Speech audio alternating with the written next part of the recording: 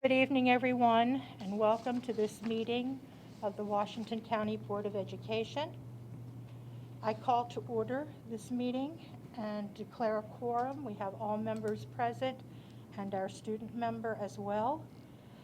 At this time, I invite you to stand as Vice President Stan Stauffer leads us in the Pledge of Allegiance, followed by a moment of silence. I pledge allegiance to the flag of the United States of America and to the republic for which it stands, one nation, under God, indivisible, with liberty and justice for all.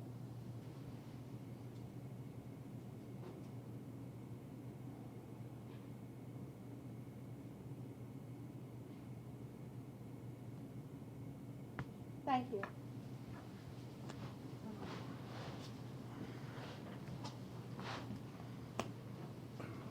This time we'll have approval of this evening's agenda. So move. Thank you, Vice President Stauffer. Is there a second? Second. Thank you, Dr. Zentmeyer. Is there any discussion? All those in favor? Okay, unanimous. Student rep concurs. We have approval of the agenda. We'll move to approval of the minutes.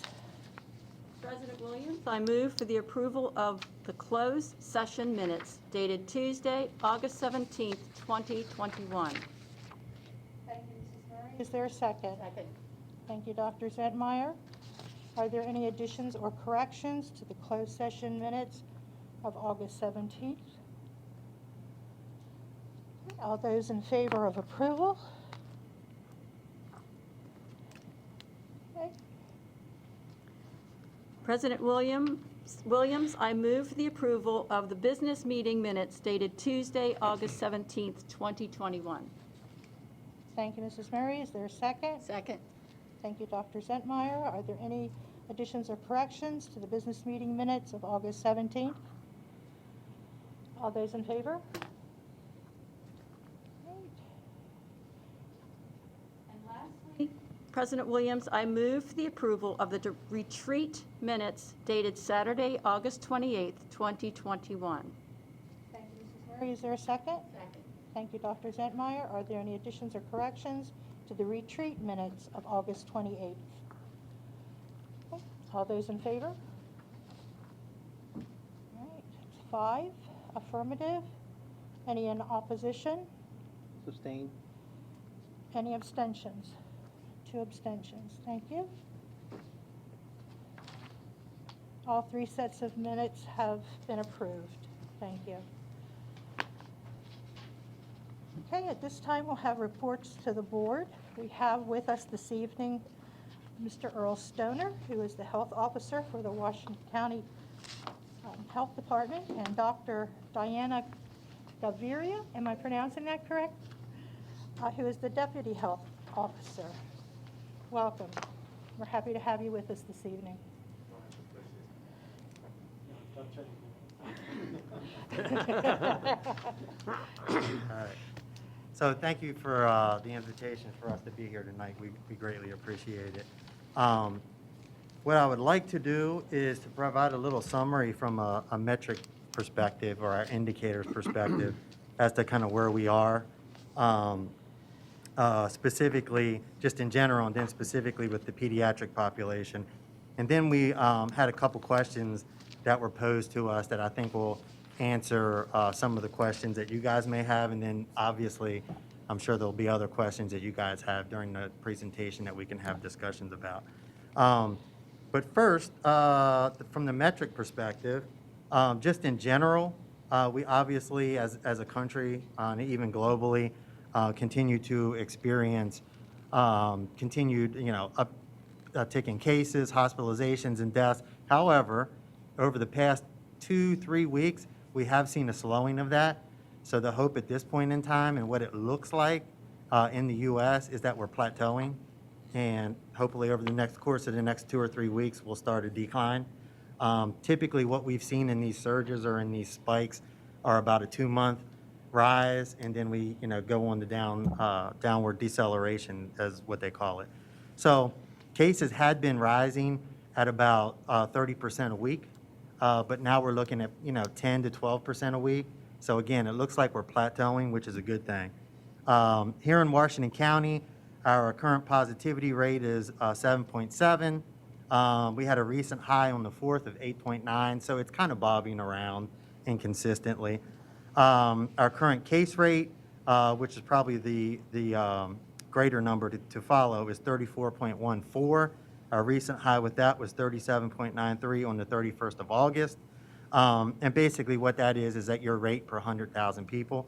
Our rate per 100,000 people puts us in the high transmission zone for CDC. Pretty much the whole country is just about in that zone. So unfortunately, we're not alone.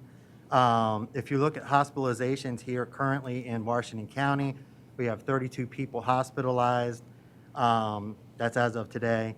30 of those individuals are unvaccinated. 6 of those individuals are in ICU, and 2 of those individuals are on ventilators. Over the past month, we've had 12 deaths, so our deaths are increasing. We have 30 active outbreaks that we're working through the health department. Specific to schools, we have 2 declared outbreaks. The first week of school, I guess plus 1 day, we have 177 students who have tested positive, 144 quarantined, potentially 160. We were working with the school system on some line listing, so that could potentially be 160. But at least 144 were quarantined. And then 42 staff members tested positive also. So again, this surge that we're experiencing, really across the country is really fueled by the Delta variant. If you look at the original virus, it had the ability to really infect another 1 to 2 people. With Delta, you're looking at on average of 5 to 6 people potentially infected from 1 case. From the pediatric perspective, nationally, from a cumulative perspective, there have been about 4.8 million cases. Cases in the pediatric population have more than quadrupled over the past month. The week ending July 22nd, for instance, there were about 38,000 cases. And the week ending August 26th, there were about 204,000 reported. About 22% of the weekly reported cases during that week ending August 26th were the pediatric population. That number had been averaging about 14%. About 3.6 of total hospitalizations across the country are the pediatric population, about 330 being admitted each day. And then about 46.4% of children that are hospitalized or have been hospitalized with COVID between the start of the pandemic last March until the end of June had no underlying conditions, like no underlying health issues. Another issue that we're concerned about just in general is the sort of long-term implications just for everyone, but in particular with children in the pediatric population.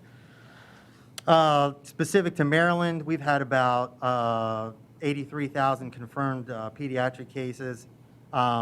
Children make up about 16.5% of all cases in the state.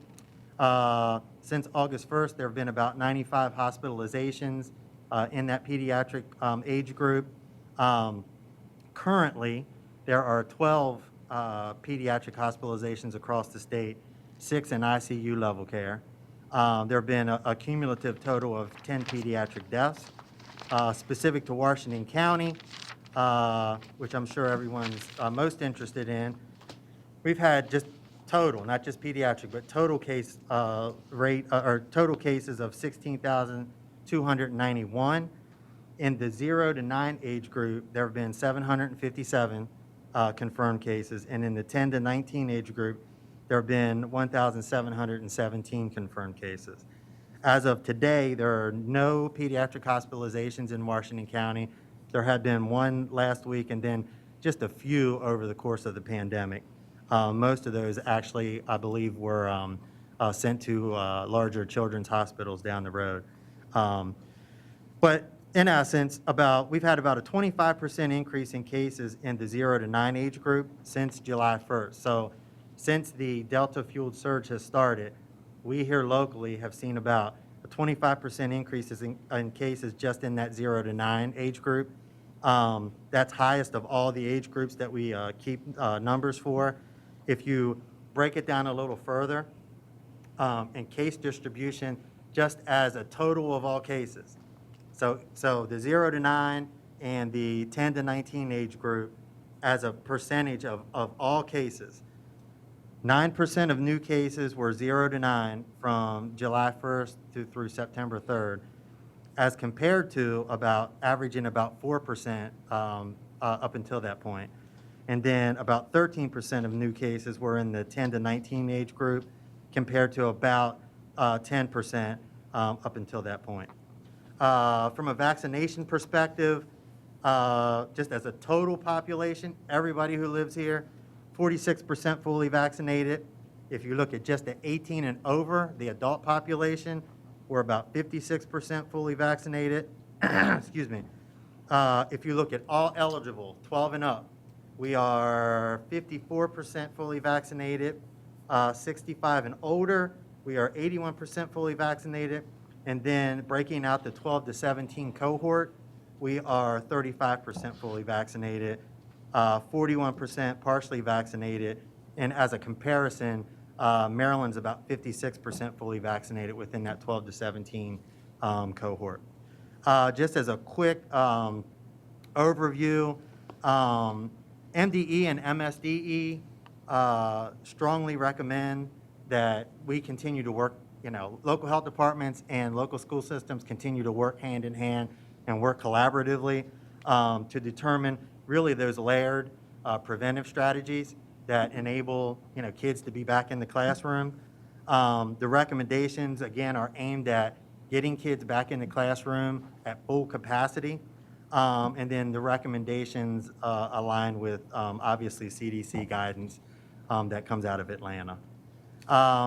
What I'd like to do now quickly is to go over a couple of questions. I think we'll answer some of the burning questions that individuals may have. Speaking of those layered protective strategies, one of the questions that was posed is whether the health department supported the school systems are reopening the health and wellness protocols. Yes, we certainly do. If you look at the preventive strategies, those layered preventive strategies that are in place, the school system is following the recommendations of the CDC. Another is who establishes quarantine and isolation rules. MDH and MSDE established, in essence, overarching guidance, school and child care COVID-19 guidance, which is, again, in alignment with the CDC. And it's the expectation that all systems and health departments within the state of Maryland follow those guidance and the algorithms that come out regarding quarantines and isolations. So when you're looking at any sort of exclusion, if somebody tests positive, can't come to school, a quarantine that may come up, and then when is my child, when is a staff member, teacher, whoever it may be, when are they able to come back to school? We follow those guidance, or we follow those guidelines and that guidance to make those determinations. Again, we work collaboratively, hand in hand with the school system to identify those individuals. And I guess one of the big things is that the health department, as a local health department, is not a policy or a protocol setting entity.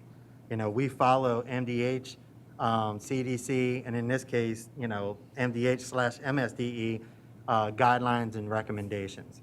One of the other things is, questions that was asked is Washington County Public Schools required to follow quarantine rules? My answer to that would be that you probably need to talk to your legal counsel regarding that. I'm certainly not in a position to answer that question. Another question, and I guess probably the biggie, is what are the isolation and quarantine rules for school staff and students? And Dr. Kaveri is going to provide a brief overview of that because it can be very, very nuanced and situationally based. So I'll try to be brief. So it's important to understand that isolation and quarantine are part of that layered strategy. Excuse me, can you speak into the mic, please? Oh, I'm sure. Thank you. Is that on there? Okay, so it's important to understand, as Earl's alluded, that isolation and quarantine are part of those layers of strategies. None of those prevention strategies are perfect, but together they provide good prevention.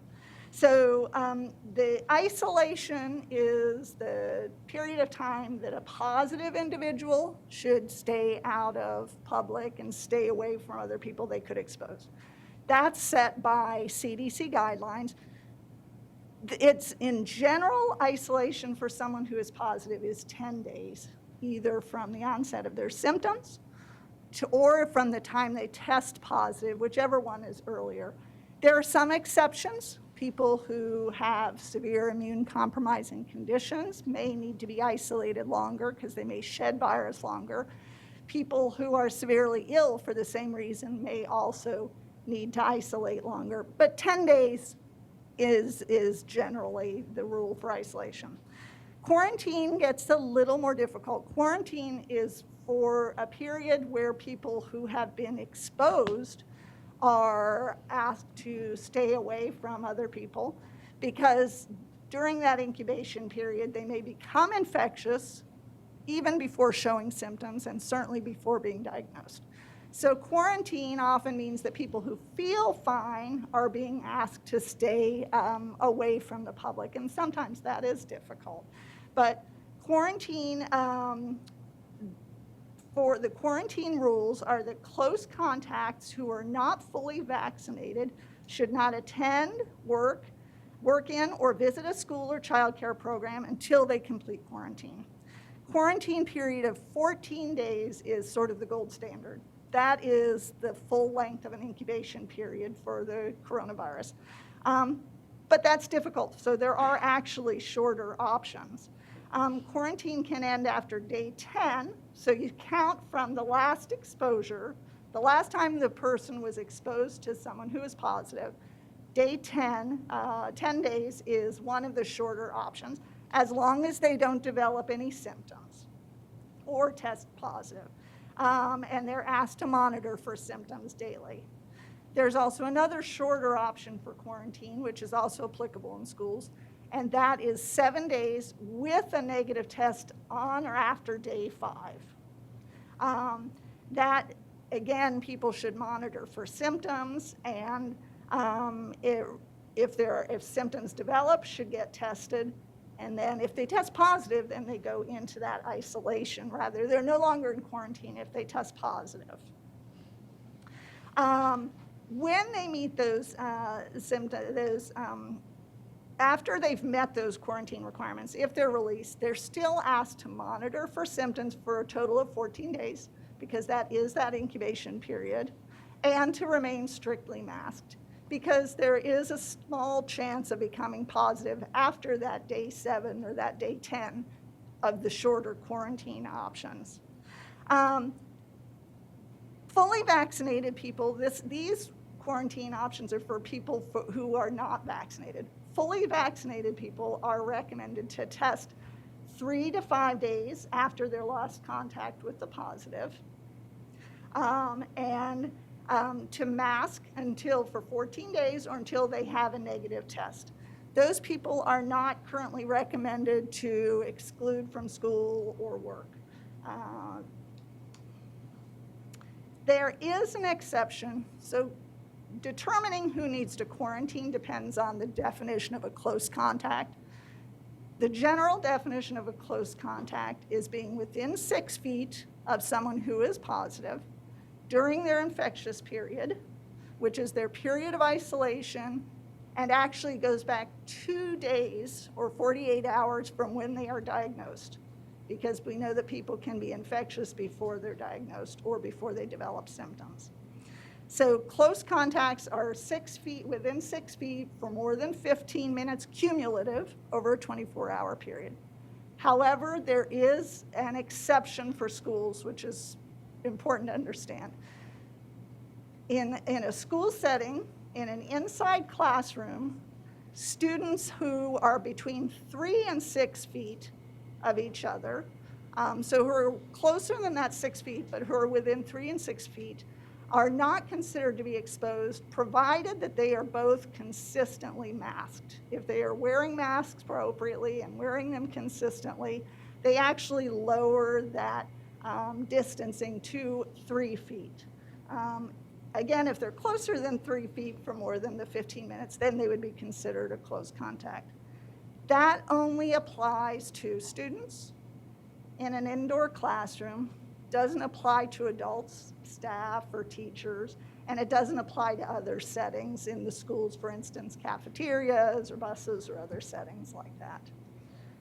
So those are the rules that we go with quarantine, for quarantine and isolation. As you can imagine, there are situations that we have to sort of work through all the time. It sounds very clear-cut, but sometimes timing and distance are sort of in question. We work very closely with the schools, and we consult with the epidemiology staff at the Maryland Department of Health on a daily basis about recommendations for quarantine. Okay, I guess one of the other burning questions is it safe for students and staff to return to school? And in light of layered preventive strategies and interventions, the literature from a research perspective actually indicates that there's low levels of transmission. If you were doing those layered strategies, it's been studied, it's been looked at real time, over the past year and a half, and it shows that if they're in place, I mean, there is in fact low transmission in the school setting. So we definitely feel as though, in light of those strategies being in place, again, it's as safe as it can be. I'll preface it by saying that in this pandemic with this virus, there's no place that's truly 100% safe. It's really a risk reduction strategy that you have to take, and you have to make things as safe as possible.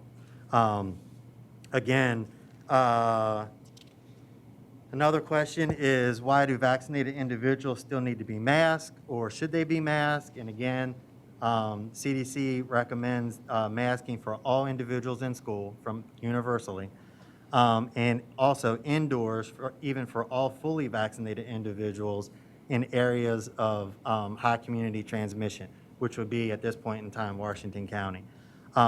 You have breakthrough infections or breakthrough cases, I'm sure everybody's heard about. That's when an individual who's fully vaccinated, in fact, goes on then to become infected. Not a tremendous amount of those, but it does happen. If you look at a vaccine, the vaccine, and really all vaccines, are developed to keep you out of the hospital and keep you from dying. And in fact, incredibly, the COVID vaccines are doing a tremendous job at that, even with the Delta variant. But again, it's not foolproof. The same way with masks. Masks aren't foolproof. There's nothing that we have that's 100% effective, which is why you do that layered strategy, and they call it kind of like the Swiss cheese method, or the Swiss cheese analogy, where you have a whole bunch of each slice of the Swiss cheese with various and assorted holes in it is a different strategy: mask, vaccination, distancing, whatever it may be. And the more you have, the less chance that virus, in this case, has to get to the individual, which could be you or someone, one of your loved ones. So again, breakthrough cases do happen, so it's important that, especially in areas of high transmission, that individuals indoors follow the CDC recommendations. Another question was whether the health department would support a vaccine mandate for all eligible individuals or targeted populations. In alignment with CDC, MDH, and in this case MSDE, the recommendations that they have are what we promote, and that is that individuals who are eligible should get vaccinated. What individual entities do, that's not under our purview at this time. We certainly advocate for individuals to get vaccinated, but as far as vaccination itself is concerned and what individual entities want to do, that's not under our purview at this point. Another one is, can you receive a COVID-19 vaccination at the health department on a daily basis? We provide 2 to 3 days a week, drive-through, mobile, and then a clinic at the health department for individuals who are interested in being vaccinated. And then Meredith Hospital, Meredith Medical Center provides very comprehensive vaccination services along with private providers in the community and also, if not all of our pharmacies, most of the pharmacies within the community. One of the other burning questions was an outbreak. What constitutes an outbreak? Oh, okay.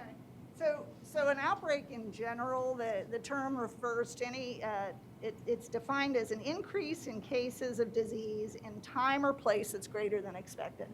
So a definition of what constitutes an outbreak depends on the disease, and it may depend on the setting too.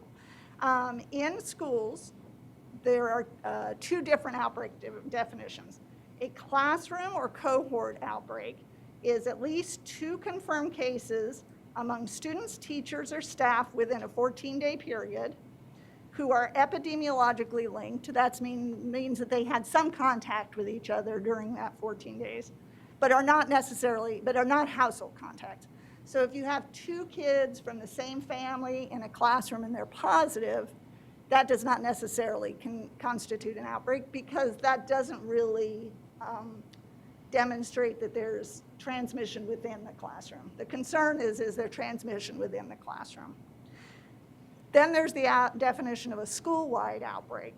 That's where there are 3 or more classrooms or cohorts who are in outbreak, that I just mentioned, that outbreak definition, or 5% or more unrelated students, teachers, or staff who have confirmed COVID-19 within a 14-day period. And it's a minimum of 10, so depending on the size of the school, that number can vary, but it's the minimum of 10 unrelated students, teachers, or staff. That's for a school-wide outbreak. So the question was also posed to us, who would determine if a school needs to be closed? We actually haven't had to confront that here, fortunately. But if cases created staffing or absence issues where school closure was going to be considered, that would happen on a case-by-case basis. There's no clear-cut answer to that. That would be case-by-case in consultations, the schools, Maryland Department of Health, MSDE, and our health department working together to make that very serious determination. Okay, and then the last is sort of like that flu COVID-19 comparison, if you will. COVID-19 obviously is a much more contagious disease, and its total harms at this point are still to be determined. Again, yes, kids that get infected with COVID are less likely to be hospitalized and die from, as opposed to adults. But at the same time, one of the things that's being studied now is we're obviously seeing an uptick in that in individuals who are hospitalized and dying. The long-term harms are just now beginning to be studied. It's called like long haulers COVID. They're finding a lot of brain fog, confusion, potentially learning disabilities that are showing up in kids that have been infected and then go on to have this long hauling syndrome. About 500 kids have died, pediatric population, have died in the U.S. since the start of the pandemic. Last year we had nationally, there was 1 reported flu death. In the past decade, pediatric flu deaths have ranged from about 37 to about 200.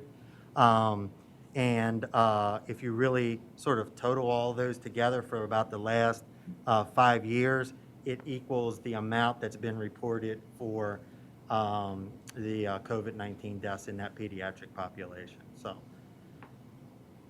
I'm sure you guys have questions. So I will stop there unless Dr. Gaviri has anything else to add and field any questions that you may have. Thank you both. Colleagues, questions? Yeah, I have a couple of questions here. I think you said it when you were talking about the amount of students and staff members that tested positive. How many did you say were in quarantine currently?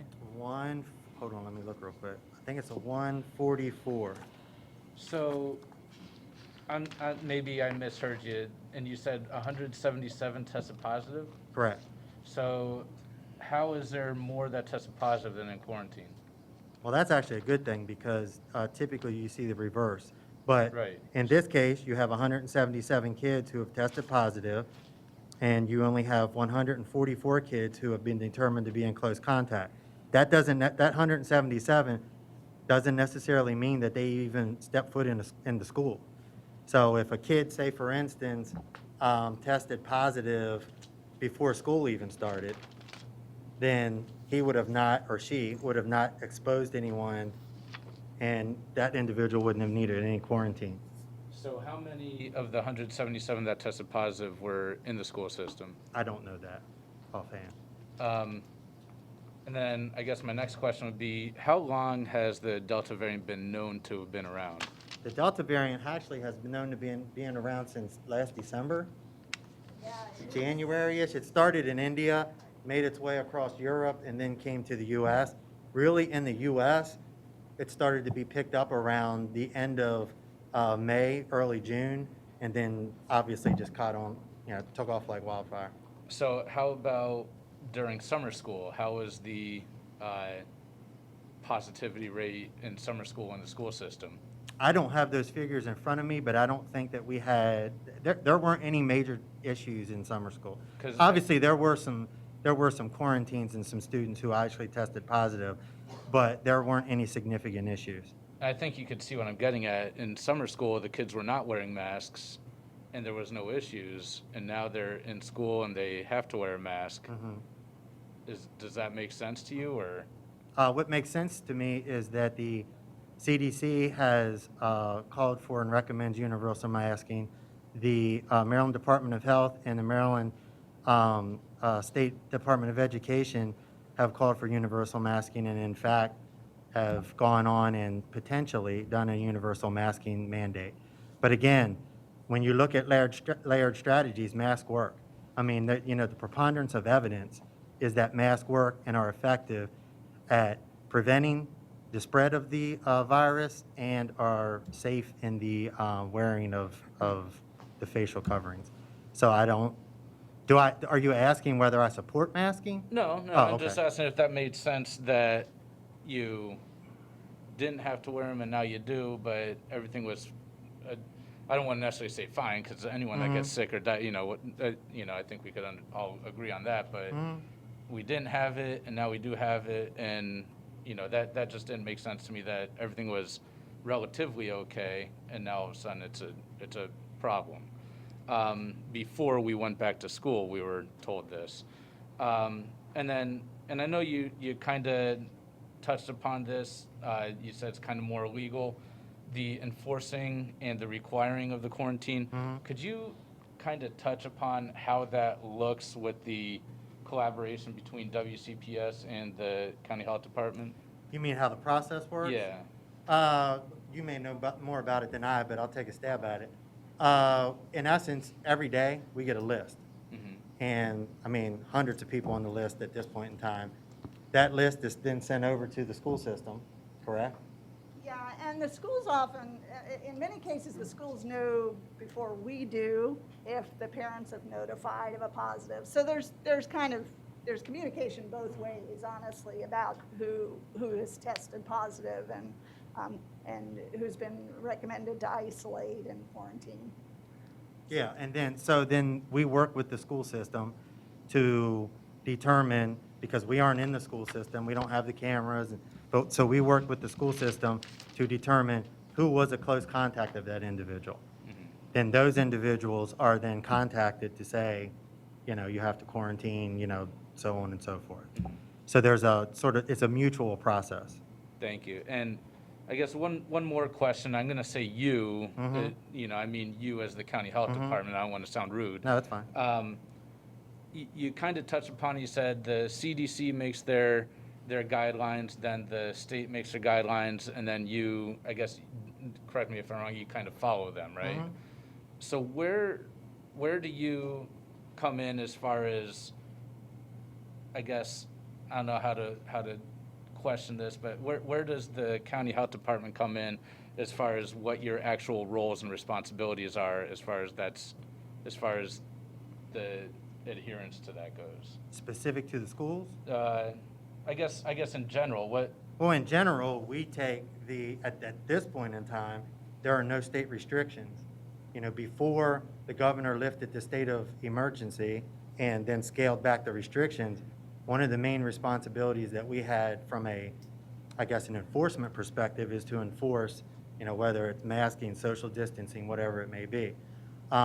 We also have the responsibility of providing testing services, vaccination services, obviously isolation and quarantine, any sort of technical support that entities may need, you know, guidance, those sorts of things. We provide all of that.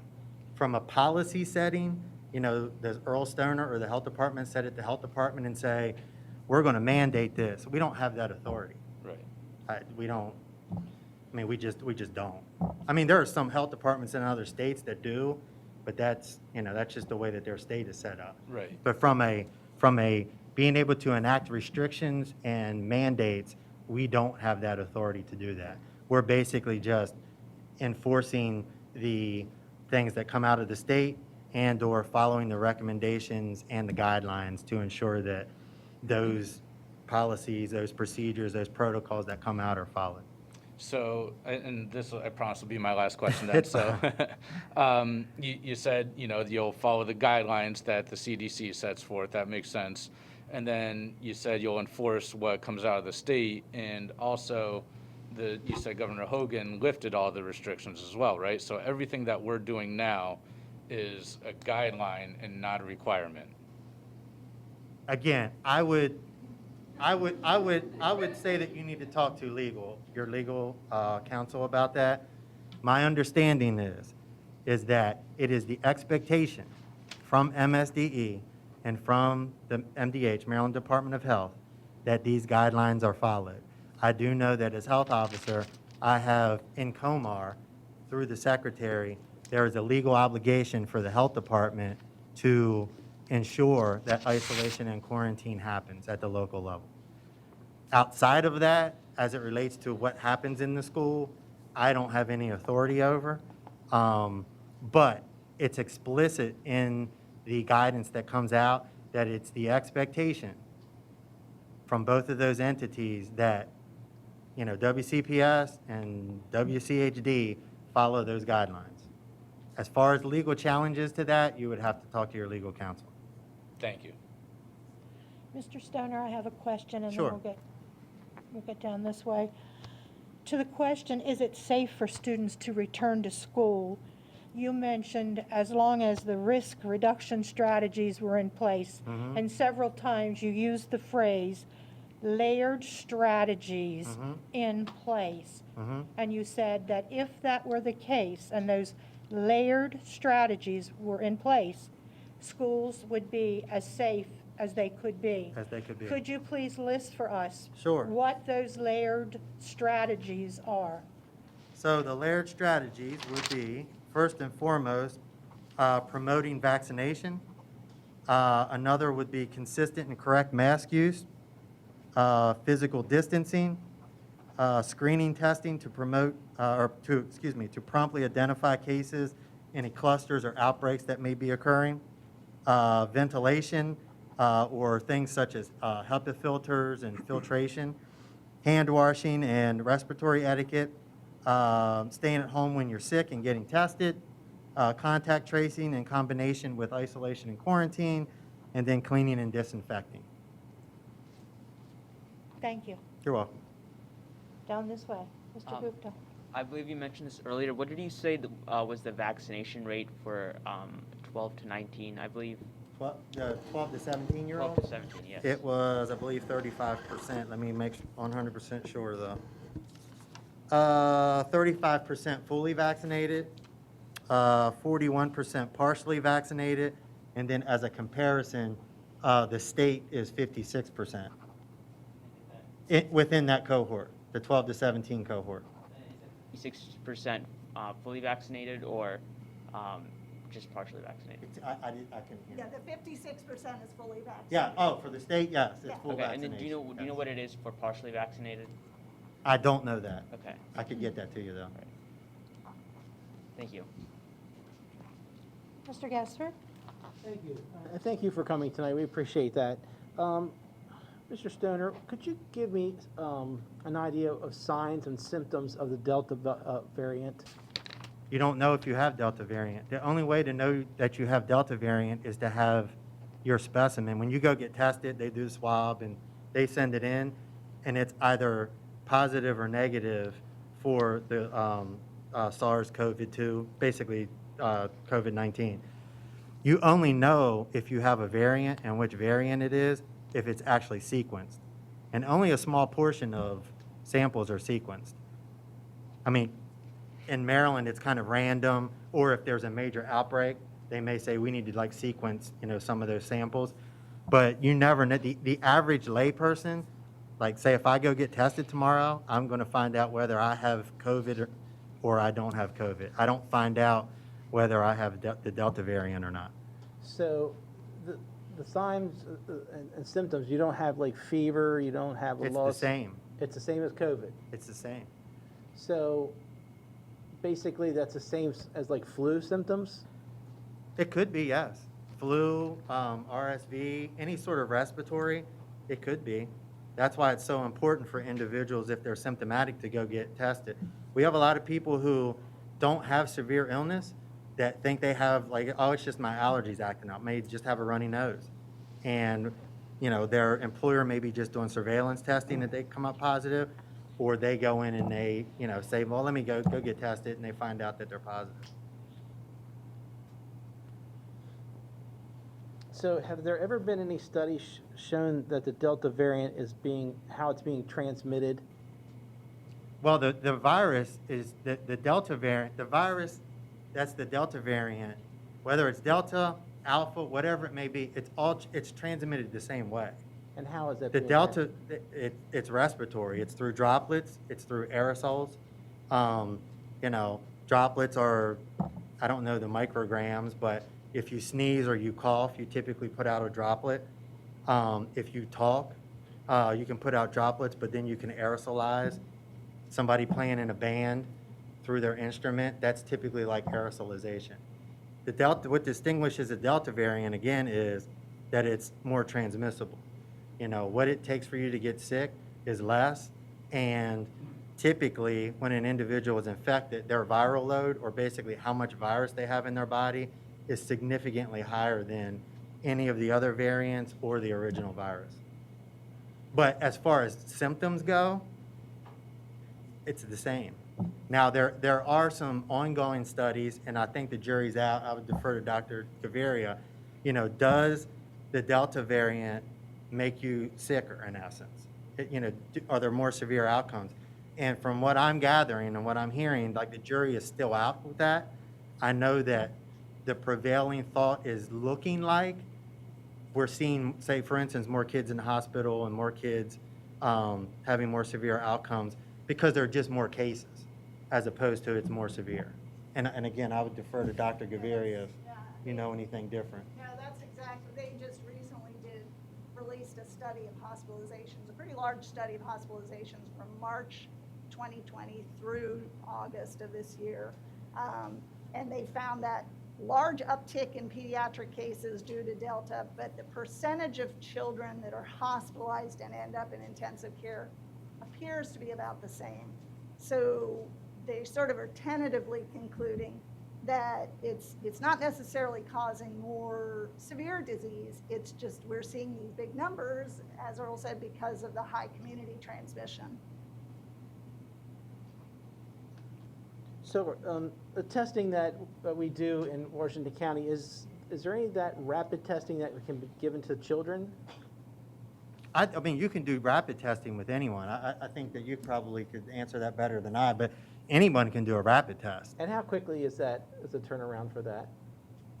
Typically, some of them are 15 minutes, Yeah. 15 to 30 minutes. Now, again, the sensitivity of those is, I'm a PCR person, and a lot of rapids are backed up by PCRs, but you can get a fair amount of false negatives also. But we- anyone can get a Do we have any studies on Washington County, how many false negatives that we've received? There are no studies specific to us No that I'm numbers aware of. in Washington County? No. Okay. Okay. That's all I have. To answer Mr. Gupta's question, 68% Okay, partial vaccination. thank you. You're welcome. Colleagues, any further questions? No? Well, again, we thank you both for coming this evening. Thank you for having us. We appreciate the opportunity. Thank you. Thank you.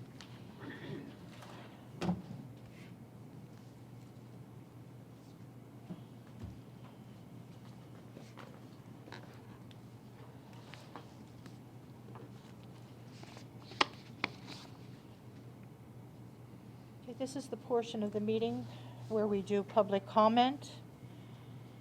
And I'd like to read from Board Policy KD with regard to public comment this evening. Each person wishing to address the Board of Education is encouraged but not required to sign up prior to the meeting and may address any topic concerning Washington County Public Schools except personnel or student matters which clearly identify an individual or individuals. Each speaker may speak for up to 5 minutes. Following a speaker's presentation, the superintendent may designate a staff member to address that individual's concern or may ask the speaker to contact a particular department or a particular staff member at an appropriate time. During the agenda item, board member responds to public comment, and that agenda item will follow public comment. The Board of Education members may elect to offer their own comments concerning topics presented by the public.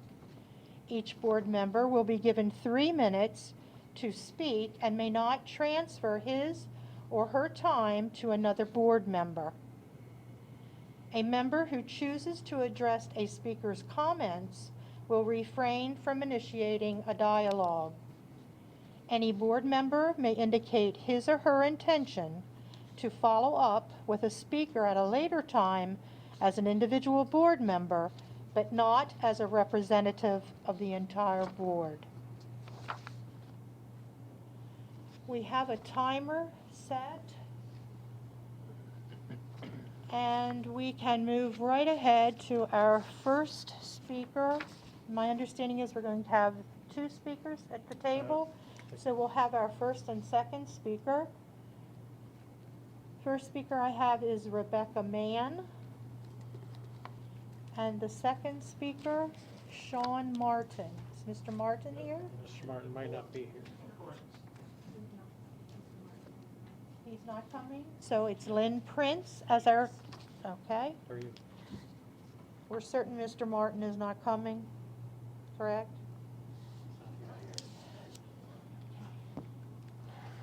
Okay. Good evening, Mrs. Mann. You may begin. Good evening, and thank you for your service to the community. The subject of mask mandates, especially for children, is highly charged and often brings forth a very emotional response. We all view it through lenses based on our personal experiences and the information to which we have been exposed. Some of us have only been exposed to information shared through mainstream media, Facebook, and/or Twitter, while others of us have read information through other sources that contradicts mainstream media. I'm assuming that two of the reasons that you are mandating masks for children are because of information you have read that seems to support the decision, and because you don't want the optics of not mandating them to make it seem as if you are not taking COVID-19 seriously. Speaking as one who has been exposed to information from sources that does in fact contradict what the censoring mainstream media shares, I would like to do 3 things this evening. I would like to share 2 reasons why I don't think that masking children is the best option, a possible alternative option, and a closing question for you to consider. Reason number 1, According to Dr. Simone Gold, masks are irrelevant for stopping a virus because viruses are 1,000 times smaller than a hair and 50 times smaller than a bacteria. It is like saying a chain-link fence can stop a mosquito. Reason number 2. Not only do masks cause anxiety for many of our children, but they can also interfere with their ability to learn and impact their physical health. A group of concerned parents in Gainesville, Florida, submitted face masks worn by their children to a lab for analysis. The resulting report found that they were contaminated with parasites and dangerous pathogenic and pneumonia-causing bacteria. Additionally, a recent review by the American Medical Association concluded that there was ample evidence for adverse effects of wearing such masks.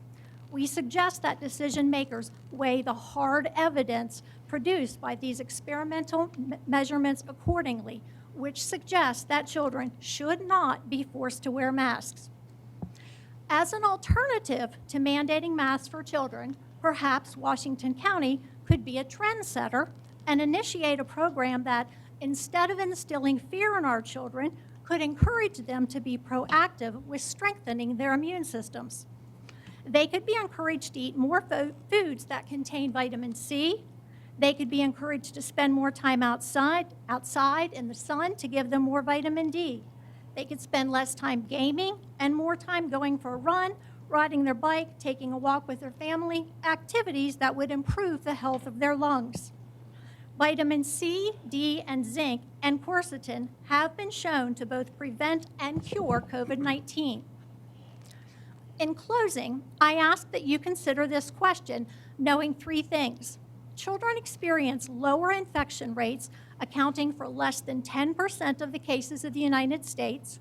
When kids get the disease, the symptoms are typically milder, and if there are no underlying health issues, they have a 99.997 survival rate. They also appear to transmit the virus less and are not primary drivers of community transmission.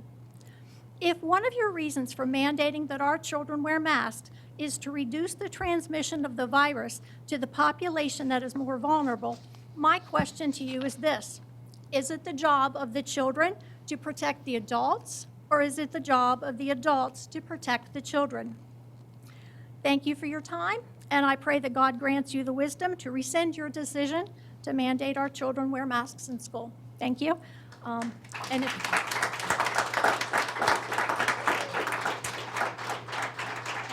if you would like the links for any of the information, I have that as well. Thank you, Mrs. Mann.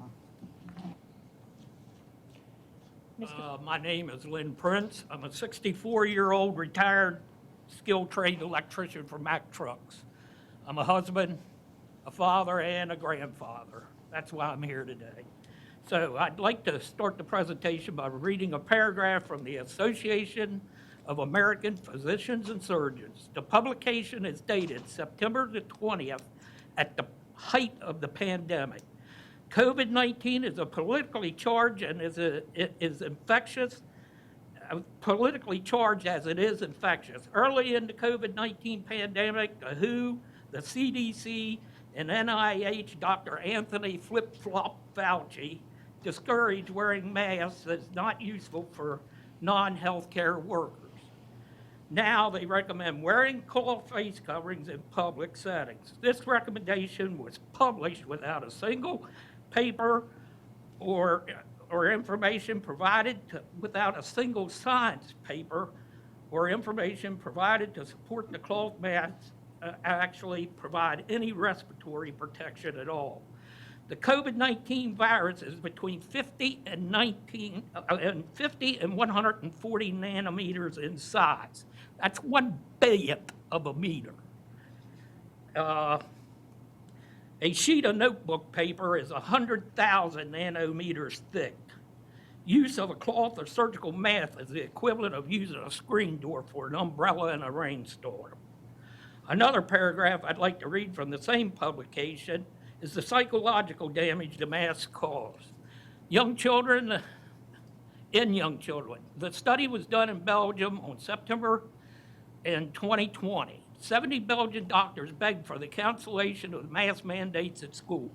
In recent months, the general well-being of children and young people have come under severe pressure. We see in our practices an increased number of children complaints due to rules of conduct that have been imposed upon them. We do not diagnose anxiety, sleep problems, behavioral disorders, and fear of contamination. The mask obligation in school is a major threat to their development. It ignores the essential needs of a growing child. The well-being of children and young people is highly dependent on the emotional connections with others. The aim of education is to create an optimal context so that the maximum development of young people is possible. The school environment must be a safe practice field. The mask mandate, on the other hand, makes school threatening and unsafe environment with emotional connections becoming difficult. In addition, there is no large-scale evidence that wearing a mask has any positive effect on the spread of viruses, let alone general health. This is the example of emotional effects of it. The physical effects are bad, just as bad or worse. Moisture retention restricts breathing. Reuse of masks. A German study found 82 bacterial colonies and 4 mold colonies in a mask after 8 hours of use. Dental problems from wearing the mask. Dryness, which leads to a decrease in saliva, which fights bacteria. Decaying teeth and reduced gum lines. Potential headaches, potential skin lesions, dermatitis. Difficult communicating clearly, decreased oxygen levels in the blood, increased carbon dioxide levels in the blood. Now, knowing some of these facts I have presented, I don't see how a group of people could subject our small children to these conditions without any regard to their health and safety. These are our children, not pawns in some political game being played between government, unions, and such. If someone would have told me a year ago I'd be standing in front of the Washington County Board of Education making a presentation on behalf of one of the most important and precious persons in my life, I would have said they were nuts. But this is how important this is to me. I hope you as a board will reconsider and let parents choose to opt in or opt out of the mask mandate. I hope my presentation wakes a lot of people up and see what is going on with our young children. Remember, we are parents. We do have tools in our toolbox. After saying what I have said, I will go to sleep tonight with a clear conscience. Can you on the board do the same? Thank you.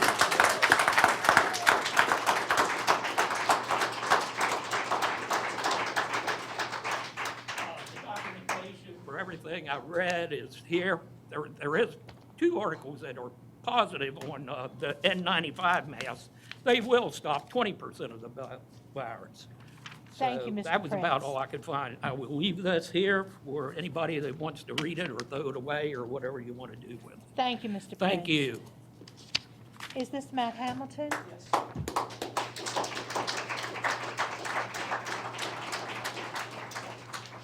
Good evening, Mr. Hamilton. Good evening. We're ready? Board of Education. My name is Matt Hamilton, and I speak only for myself. I am not a doctor of medicine. I am not a toothless government health department official just justifying their existence. But more importantly, I am not an industrial hygienist. I'm simply a 24-year-old graduate of Washington County. The superintendent, once obedient to the CDC, will now cite the Maryland Board of Education to justify illegal authoritarian overreach. The CDC recommendations or guidelines are not rules, contrary to how the superintendent has referred to them at previous board meetings. Likewise, the Maryland Board of Education's emergency regulations are not a done deal. These emergency regulations were enacted by appointed, unelected bureaucratic employees of our egomaniacal governor, look at me, Larry Hogan. These regulations must be approved by the AELR, which has not happened. If it does, the Board of Ed can request an exemption citing mitigating local strategies as Carroll County plans to. If denied, the Maryland Board of Education should be met with litigation for their illegal regulatory overreach. COVID-19 is an aerosolized pathogen. Only properly fit N95 respirators are effective. Forcing students to wear surgical masks, or even more hilariously ineffective cloth masks, as many of you are here today, is the single worst cost-benefit trade-off in the history of public health, save maybe miasma-rooted public health policies of the 17th century. All industrial hygienists will tell you that putting a sock on your face and calling it a mask does not qualify it as a respirator, and that utilizing PPE effectively is a challenge for trained medical professionals. I'd imagine much more so for K-12. No trade industry board recommends wearing masks in place of respirators when dealing with fumes, asbestos, or any other hazardous material. No COVID-19 vaccinations prevent individuals from contracting the virus, nor do they prevent shedding and spreading the virus. All vaccinations serve only to suppress and mitigate symptoms. Infected, vaccinated individuals still spread the virus. The current board policy is that vaccinated teachers who come into contact with infected individuals may continue to teach as long as they are asymptomatic. I presume Typhoid Mary is a part of the K-12 history curriculum. Vaccinations are, at best, a prophylactic therapeutic with an efficacy of between 6 and 9 months. And the arbitrary positivity rate benchmarks used as justification for this ineffectual authoritarian overreach, PCR tests performed at whatever thermal cycle the lab felt like using at the time. A testing methodology whose creator, the late Carrie Mullis, said, quote, "If you do it well, you can find almost anything in almost anybody," end quote. Absent a clinical diagnosis, the results of a PCR test performed at an arbitrary thermal cycle count is a meaningless statistic. A meaningless statistic from which this positivity rate is derived, a non-diagnostic statistic which is not justification for the quarantining of the healthy, a statistic which is fundamentally flawed. Given that masks are ineffective, vaccinations do not prevent infection or viral spread, COVID-19 will outlive all of us in this room, and that the testing methodology is flawed, you must ask yourself, what does this accomplish? And at what cost? We have a great school system in Washington County thanks to our teachers, board members, and supporting community. I do not blame this board for having been given bad, unscientific recommendations by the CDC and the for-profit media. But to the superintendent and those board members who casually impose their overreaching authoritarian will onto children, please explain to everyone here and watching online precisely and quantifiably what forcing students to wear masks accomplishes, other than as to cover your own behinds. Because what I see is kabuki theater. And if you elect to continue this charade, members with spine will be elected to replace you.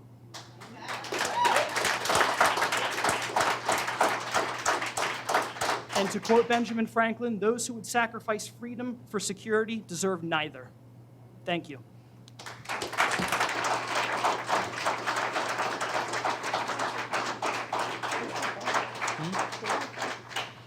Thank you, Mr. Hamilton. Mr. Kessler. Yes. Good evening, Mr. Kessler. Am I good to get started? Yep, we're All right. ready. My name is William Kessler. I have helped with the organization of the Patriot Parents of Washington County. We are a grassroots organization focused on stopping mandates and indoctrination in our schools. I'm sure you don't want to hear anything that contradicts the mainstream narrative pertaining to COVID, especially since Board President Melissa Williams believes alternate points of view are, and I quote from the Herald Mail, misinformation, disinformation, impatience, ignorance, distrust, and skepticism. But here are the facts.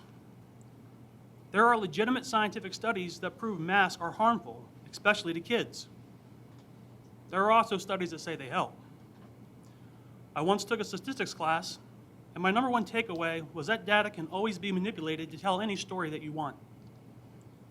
The only thing we can know for sure is that we cannot know for sure. In the absence of scientific certainty, the decision to wear a mask should be left to the parents of the children and to each individual staff member. Another issue with mask mandates is school security. When you're unable to see someone's face, it makes it very difficult to positively identify them. In Texas, back in June, a 30-year-old woman went to school in place of her 13-year-old daughter. How can we know who is in our schools if everyone's face is covered? There have been numerous stories in the news lately of kids getting on and off the wrong bus, being dropped off at the wrong school. I wonder how many of these could have been prevented if we actually could have seen faces. My next issue is with vaccine mandates. They're right around the corner. We all know it. Take the jab or you can't play sports. Take the jab, we'll give you $100. Take the jab or you lose your job.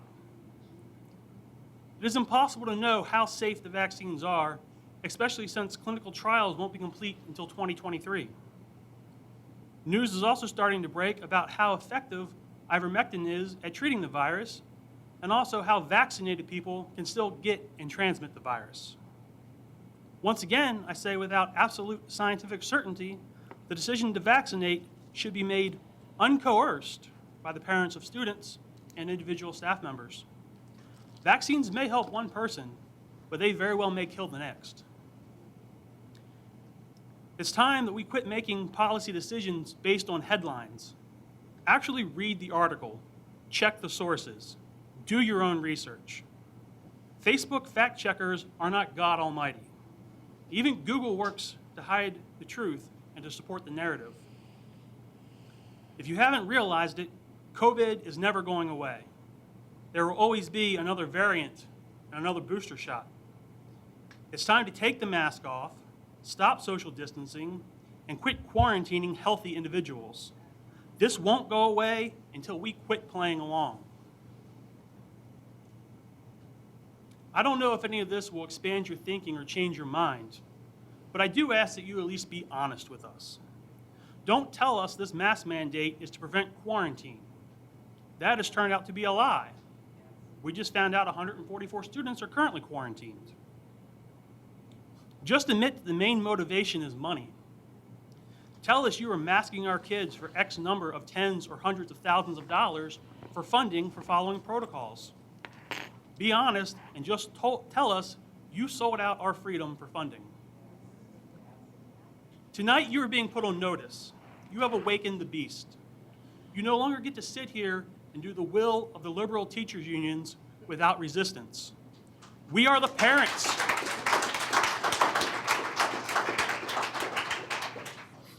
We are the parents and we are the taxpayers.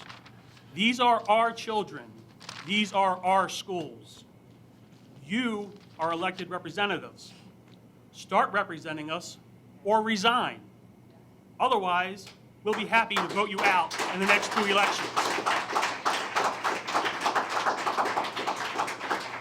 And I still have a few seconds left, so if everybody has a sign, please hold it up. I want to make sure they all get seen in here tonight. Thank you. Thank you, Mr. Kessler.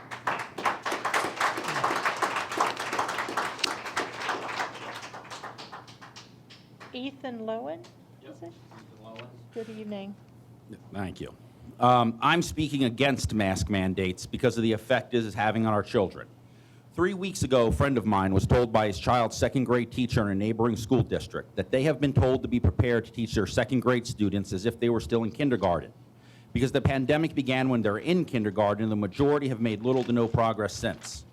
Similarly, my coworker, who raised her older children in public school, has taken her youngest child out of school this year, homeschooling, because she looked at the rules and concluded that homeschooling is the better academic environment. Those are two personal experiences, but this is happening all over America. The recognition that we have an entire generation of children who have missed 2 years of some of the most fundamental experiences of their lives. How many of our future doctors and engineers and scientists has our nation already lost because of the years of education that our children have lost? And the parents of this county are telling you, just as parents all over this nation are shouting, the masking and social distancing rules are debilitating to our children's education. The policies are causing the education deficit to continue growing. And the result has already shown up in a nationwide decline in public school enrollments, while private school enrollments have jumped. That is because the loss of education within public schools has lowered their value to children and parents to being something closer to a daycare than an institution of learning. A counter-argument I've heard is, but there are children with health conditions who have family with health conditions. That is true, and that is why online school has been offered. I've also heard we must protect the children. That is also true. However, what is the risk to the children? I'm not referring to judging risk by looking at the wave of fear that comes at us 24/7. I am exposed to it as much as you are. What I mean is that we know what we are in the process of losing, a generation of educated children. We need to ignore that raise of fear and ask ourselves, what is the quantifiable risk that we are saving our children from that justifies what we are taking from them? Here are the statistics from our scientific bodies, and I have the references if you want to review them. Annualized, the number of children who have died from COVID is 268. By comparison, the number of children that died from H1N1, the swine flu in 2009, was 226. The same mortality, and both coronaviruses. Swine flu is what I went through with my children in this county, and at no time did this school board, nor any of us parents, want to shut down the schools, force children into masks, restrict social interaction, or anything else that would restrict the education and growth of our children. So I ask you, what facts are you using to justify denying education to our children? Another statistic that quantifies the risk of COVID to children. According to the American Academy of Pediatrics, 1 of every 244 children diagnosed with COVID gets hospitalized, and 1 child out of every 12,222 diagnosed with COVID dies. Is it worth harming every child for the rest of their lives because they have a 1 in 244 chance of being hospitalized and a 1 in 12,222 chance of dying? I think of it like this. 1 in every 172 Americans will die in a car accident. Not 1 out of 12,000. It's 1 out of 170. Our children are 71 times more likely to die in a car than from COVID. And not one of us will keep our children. None of you have kept your children from the independence and opportunities that comes from driving, because that would be insane. Again, my question is, what is your rationale for doing this?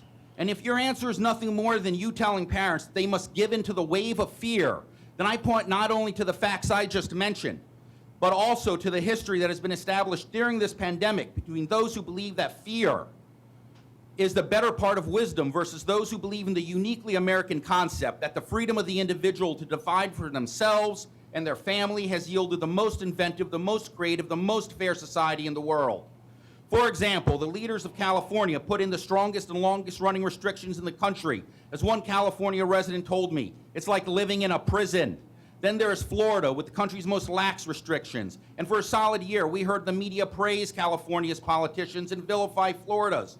The results were that Florida was exactly average among the 50 states for deaths with COVID, ranking 25th with 1.5 residents dying out of every 10,000. California ranked 21 with 1.4 deaths for every 10,000. That's 1.5 versus 1.4 for an entire year of life lost. I believe that the school board's decision is clear. If one of your choices is to be the next link in the chain of fear at the expense of our children's education, then you must choose the other option and do as the school board 2 counties overdid and vote against the mask mandates. It's been done. We all must reject the waves of fear that are never going to end. It's never going to end. And start using science to quantify risk. Choose to believe in our parents and in the inherent virtues of freedom over the conformity, because those truths are what make us Americans, and that is our strength.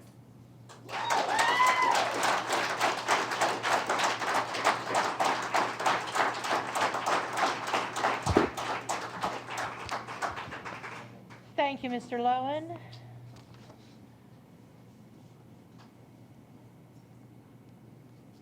Hello. My name is Letitia Detro, and I would like to ask you to please do not force us to wear masks. Because as with the interpreter, they wear the mask and they try to sign. I miss half of their facial expressions, and it doesn't make the message clear. And forcing us to be vaccinated is not your business. Everybody has their own. Do we need to go around asking people, have you been vaccinated?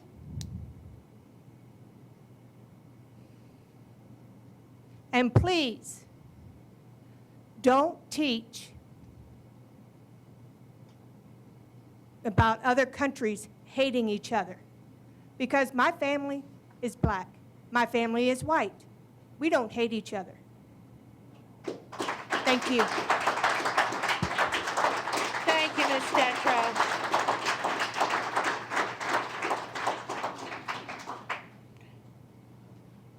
The next 2 speakers I have are Holly South and Kate Gorsuch.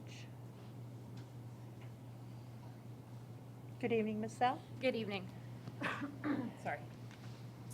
My name is Holly, and I am not here to bombard you with scientific facts. I'm not a scientist. And before I go any farther in what I've prepared, I just want to thank everyone who has come before me with the facts, because I'm not here to tell you facts. I'm not here to grill you on who's right and who's wrong. I'm not here to have to answer, oh, I'm sorry.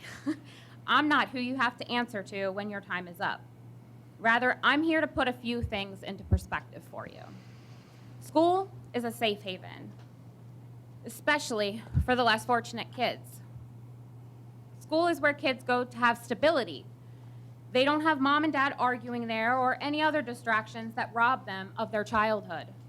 It's an environment of structure and routine, something they can find solitude, peace, and a place to thrive, grow, learn how to be a good person, and constructively contribute to society. They learn how to help when someone is upset, how to laugh when something is funny, how to express themselves, mostly through their peer expressions, interactions, and with the help of teachers and staff's guidance.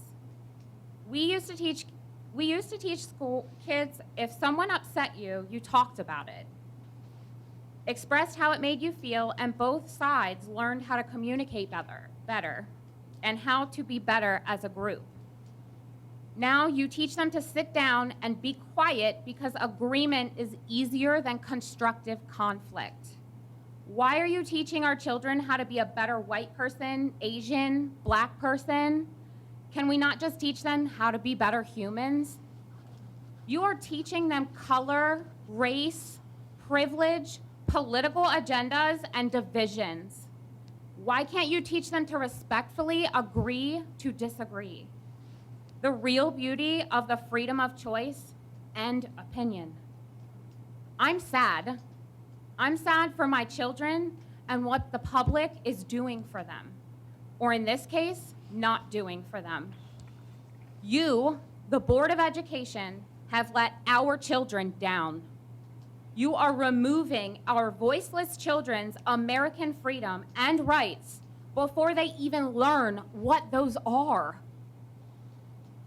They have yet to learn what our ancestors did in history to give us those rights and freedoms. You are stripping them from knowledge, educated decisions, and basic rights before they even know how to utilize any of those things. Our children can't see how their peers react to different things. They can't feel the emotions of story time or show and tell, or that cute little song that the teacher teaches them how to learn the presidents of the United States.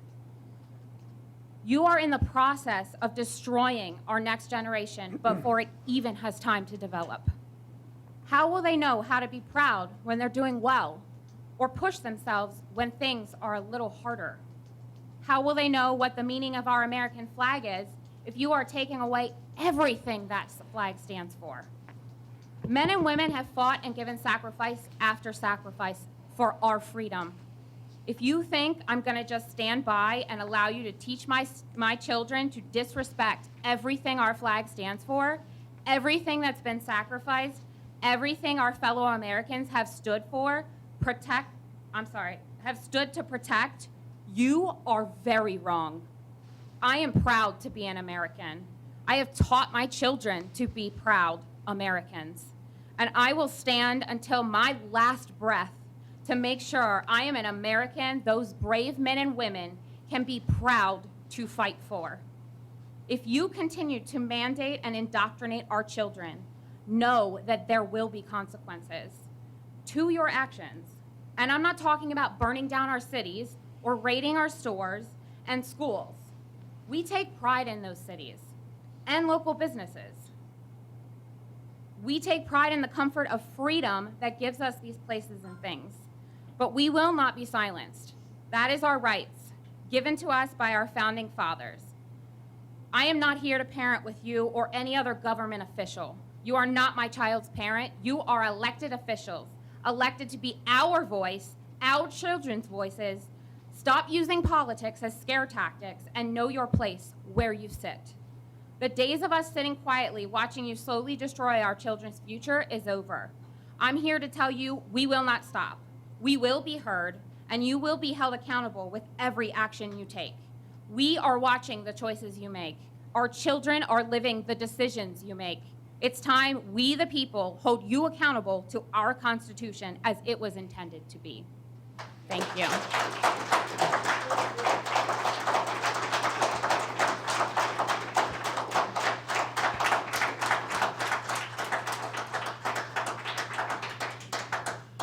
Thank you, Ms. South.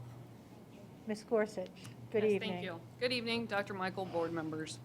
My name is Kate. I have 2 children in Washington County Public Schools. I grew up here. I graduated from Williamsport High School.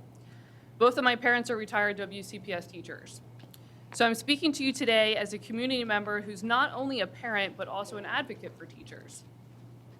Carroll County is leading the way for you. They, despite the mandate from the state, are showing courage and bravery on behalf of their students and fighting to give parents a choice. I implore you to do the same. They also assigned 1 teacher per school to help with quarantined students. What have you guys done? The last school report card data was published in 2018-2019 school year. We are missing the last 2 years of data. You are purposefully not testing these children because you know they are falling behind. You don't want to be held accountable for your policies that are just pushing them through the system. Your COVID policies are failing our kids. In preparation for tonight, I asked my son his thoughts on masks. He smiled at me and said, "Mom, it's my boredom buster." Please, son, do tell, what does that mean? Well, I like to put my fingers inside of it. I like to pull it away from my face and slingshot it back. I'm sure some of you up there are thinking the same thing I thought. Well, he's putting his fingers inside his mask, transferring germs onto his mask and onto his face, and then touching everything. And then whatever's inside his mask is now on his fingers, right? And now he's touching everything. When he pulls his mask back and slingshots it, it creates a cloud of whatever germs was just inside his mask to share with everyone. The last thing that went through my mind was, oh, those poor teachers who just now became mask police, who now have 26 students in their classroom playing with their masks while they're trying to teach. They shouldn't be doing that. Kids aren't mature enough to wear masks. If teachers can't see faces while they're teaching, how are they to know if a kid is giving a look of confusion or comprehension? How are they to know if they need to go over that math problem again? We communicate not only by words, but by facial expressions and body language. Some kids might not want to ask a question, and it's imperative that the teacher sees their face to know that they're comprehending what the lesson is. Now, Dr. Michael, you know masks don't work. You said in an email to me, and I quote, "WCPS is not asserting the effectiveness of masking, period," end quote.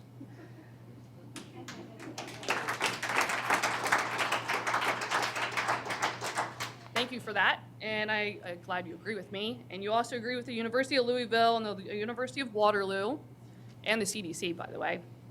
Both found that masks do not reduce the transmission of COVID. The CDC's own study from May looked at Georgia schools who did mask and who didn't mask, and they found no difference in the rate of transmission. That's the CDC's own study. You can find it on their website.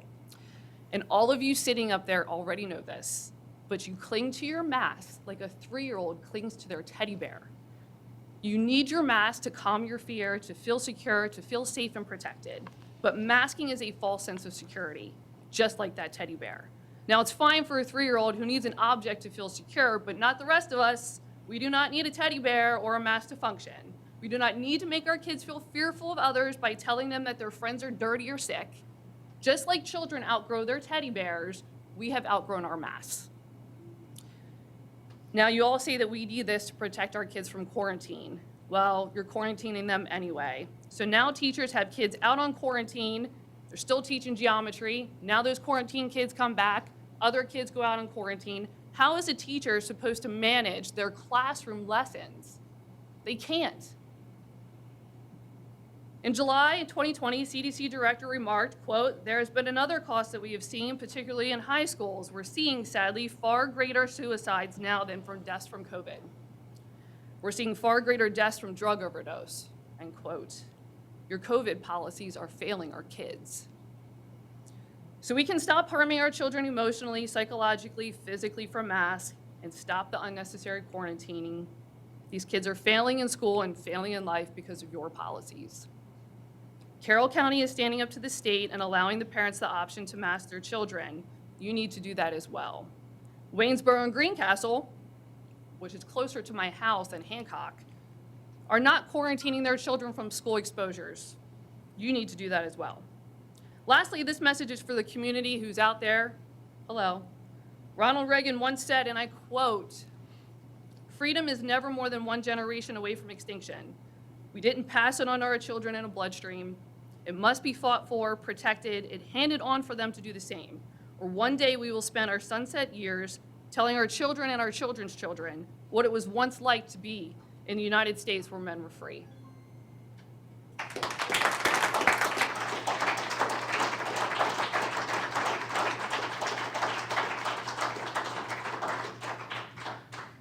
Thank you, Ms. Gorsuch.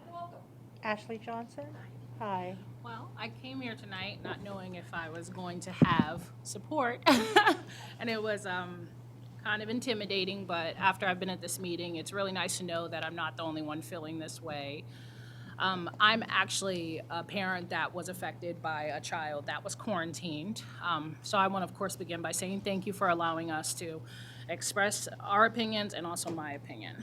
My daughter was placed on quarantine due to being exposed to another child tested positive for COVID-19.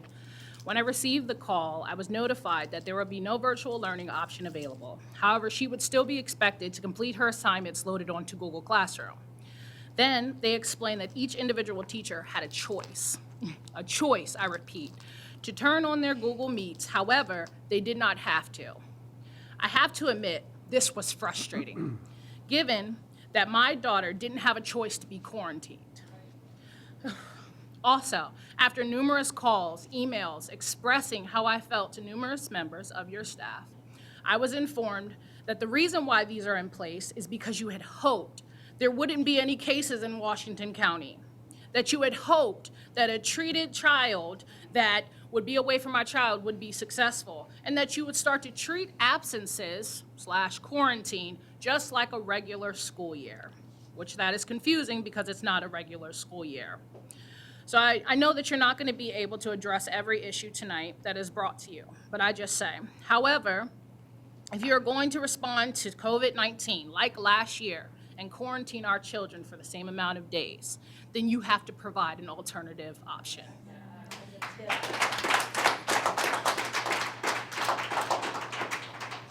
And just in closing, what happens next week when she returns and is exposed again? What about the week after that? You know, are you going to subject my child to gaps in her education? I am personally speaking, and I'm so glad that this woman before me went, my personal opinion, my daughter ran away because of depression. I'm calling police at 3 o'clock in the morning looking for my child because she went from a scholar getting rewards from you. My daughter has a plaque on the wall from you, to being someone that doesn't even believe in herself anymore. In the first week of school, she's pulled out and told, hey, you can't go back. And then what's her hope for this year? What's my hope for this year? For the rest of my children to follow. It's not fair, and something needs to be done. If they're not going to treat this school like a normal school year and quarantine our children, then you have to do something, and you have to provide an alternative option. Thank you. Thank you, Ms. Johnson.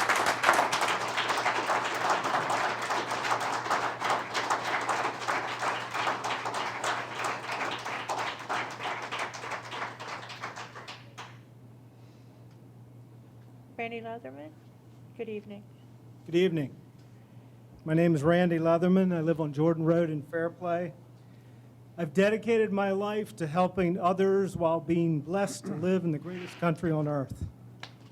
I am dismayed when I hear that my representatives are struggling with basic concepts and absolutes that I thought were settled. There are several movements that are traveling throughout our country today that are simply Trojan horses that are detrimental to our country's future. We are a country of diversity that welcomes vigorous public debate that is at times uncomfortable to hear and participate in. But these debates must occur and be settled through the process that defines our constitutional republic. We are not descendants of fearful men. I am here tonight to focus on just one of the many obstacles to our liberty. I am here to encourage you and everyone who hears my words to support, once again, our freedom to choose. When the current pandemic began 20 months ago, we had no idea what the proper response should be. That is no longer the case. We have data and casual observation that supports vaccinations and masks for certain members of our community, but not for everyone. I would like to focus on 2 world studies concerning our pandemic. First, from England. 469,982 children who were infected were studied. The result, 99.995% survived. Second, from Israel, 76,000 COVID patients were studied, and one of the conclusions was that natural immunity confers longer lasting and stronger protection against the COVID-19 infection than the vaccination. I'm not suggesting that vaccinations should be avoided or that masking should not be practiced. I am encouraging that our response to the pandemic avoid the one-size-fits-all dialogue that has been disproved. I would like to summarize my position. Vaccinations and masking should be optional. Finally, I encourage you to reflect on the concept of public safety. The word safety. The word safety has always meant that the risk is acceptable. Nothing more and nothing less. Thank you for listening.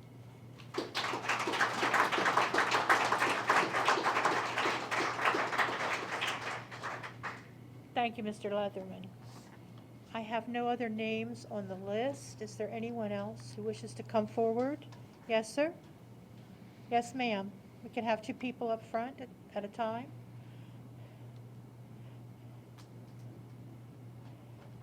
Good evening, and your name, sir?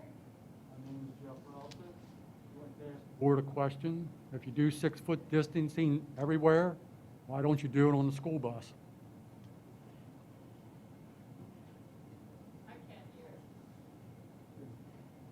Sir, could you tell us again your name, please? That was the first thing I wasn't able to hear.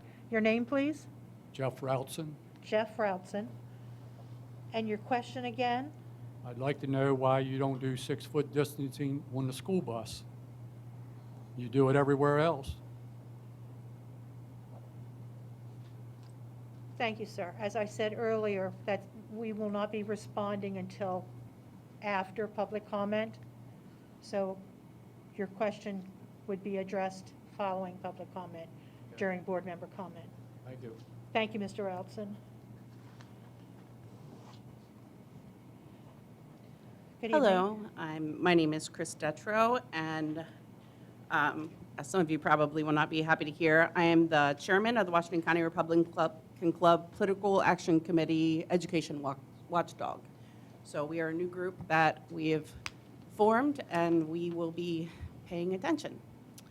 I have a school board masking mandate solidarity pledge. I have one for each of you. That if you guys are going to continue with this mask mandate, I would ask that each of you would sign this and pledge this, if this is what we're going to do to our kids, and I think you guys can do this as well. So I'll just read this. I, insert your name here, in an act of solidarity with the children who I am requiring to wear masks, do myself solemnly pledge to wear a well-fitted mask from the hours of, we'll fill this part in later, the first child picked up in Washington County, until the time of the last child dropped off in Washington County, each scheduled school student day. I understand that I will be allowed a 2-minute mask break once in the AM and once in the PM, in addition to a 30-minute mask-free lunchtime, but you must be seated 3 to 6 feet from the nearest human.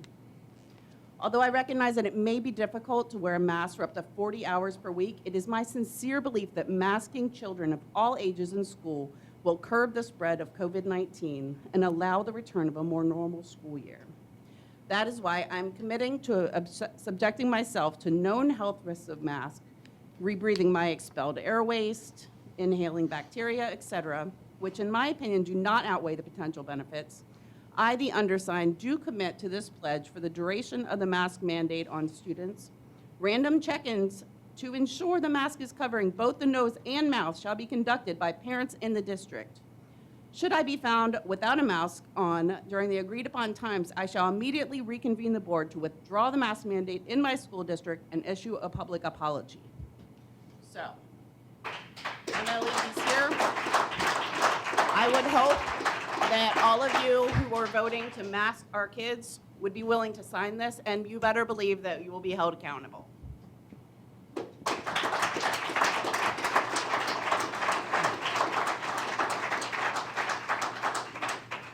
Thank you, Ms. Detro. Anyone else?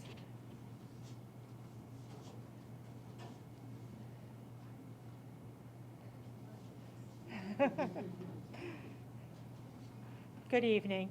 Your name, please? My name is Gail Miller. Gail Miller? Yes, ma'am. Thank you. Completely didn't think I was going to do this. Public speaking is not my thing. But just a little background history. I am a 25-plus year veteran ER nurse. I'm also nationally trauma certified. I'm a critical care RN. I'm also a legal nurse consultant. So I've got multiple national certifications behind me. I also worked in first in human research trial with SMBL, which is a Japanese-based company. They were located in Baltimore. So I've done the research thing also. There's just a few things here tonight. I just wanted to, bring it back around. Mask. If we were truly worried about COVID, as we've heard over and over, these paper masks are doing nothing. The gentleman from the health department can't tell you how many microns a COVID virus is, but I could. And I can also tell you that a flu virus is larger, much larger. Why do we have a decrease in flu cases over the last season and everything? Well, with the flu, the masks do help. When you come into a clinical setting, you think you got flu symptoms, we put a mask on. They're large molecules. They will stop with the cloth mask. COVID is going in and out of this mask. It is not stopping anything. Put a match up to your mask and blow through it. I bet you'll blow the match out. That is not keeping anything in. It's not keeping anything out. All this summer, our kids and everybody else, we've been on vacations, we've been to parties, we've been on play dates and sleepovers and everything. Do you think anybody was wearing a mask during this time? Do you think anybody was sick? I lost my career when the school shut down, the daycare shut down. No daycare, no school. I am raising my grandchildren. I've already raised mine, and here we go again. I'm raising my grandchildren, which I wouldn't change for anything, but I lost my career because I can't guarantee when school's going to be open and when they're not. I can't guarantee what kind of quarantine. One child, they went to school for 4 days. I get a phone call because one of the children has a stuffed up nose. So I have to come pick up both kids. Documented allergies, documented nosebleeds. What happened to a fever of 101? What happened to cough, shortness of breath? Obvious signs of illness, right? Nothing. None of that. But I had to pick up both kids. Now, if one of the children is going to be sent home, the other one can stay because it'd be third-party contact, whatever that means. That you still have a child home, somebody's got to care for. Vaccines. What are the vaccines supposed to do? They're supposed to stop transmission of a virus. They're supposed to stop it from replicating. Does this vaccine, is it doing any of that? The answer is no. I'm not coming with you with all this kind of data. I could, though, very easily do that. It is not FDA approved. What is approved is the licensure to manufacture and package Comirnaty, which you can't get anywhere because it hasn't even been made yet. So you can't even get it. So this, this indoctrination of everybody needs to go get vaccinated, you are getting vaccinated with an experimental drug. Why are we pushing experimental drugs on kids or anybody else that hasn't been to studies? Go to the FDA website. Challenge it. Go to the FDA website. It's all there. It says in every page, in every paragraph, it is an experimental study and that you must be told it's experimental. And I can't even remember what else there was, but the masks really are. The kids were just laughing this morning right before the bus. One of the kids took off the mask and showed me and said, "Hey, look." The other child's laughing, and they're laughing about, they're saving their, whatever they had to eat from the day before because their mask is still dirty. I mean, like I said, I wasn't prepared. And then my 7-year-old just came home, and the teacher evidently keeps pulling the mask down every time they speak to him. I'm like, well, you do it. Every time they do it, you do it.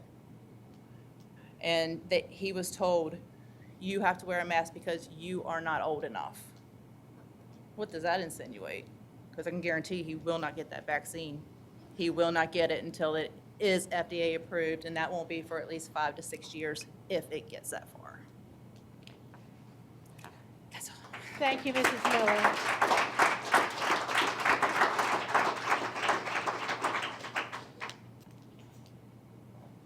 Do we have any other speakers who'd like to come forward?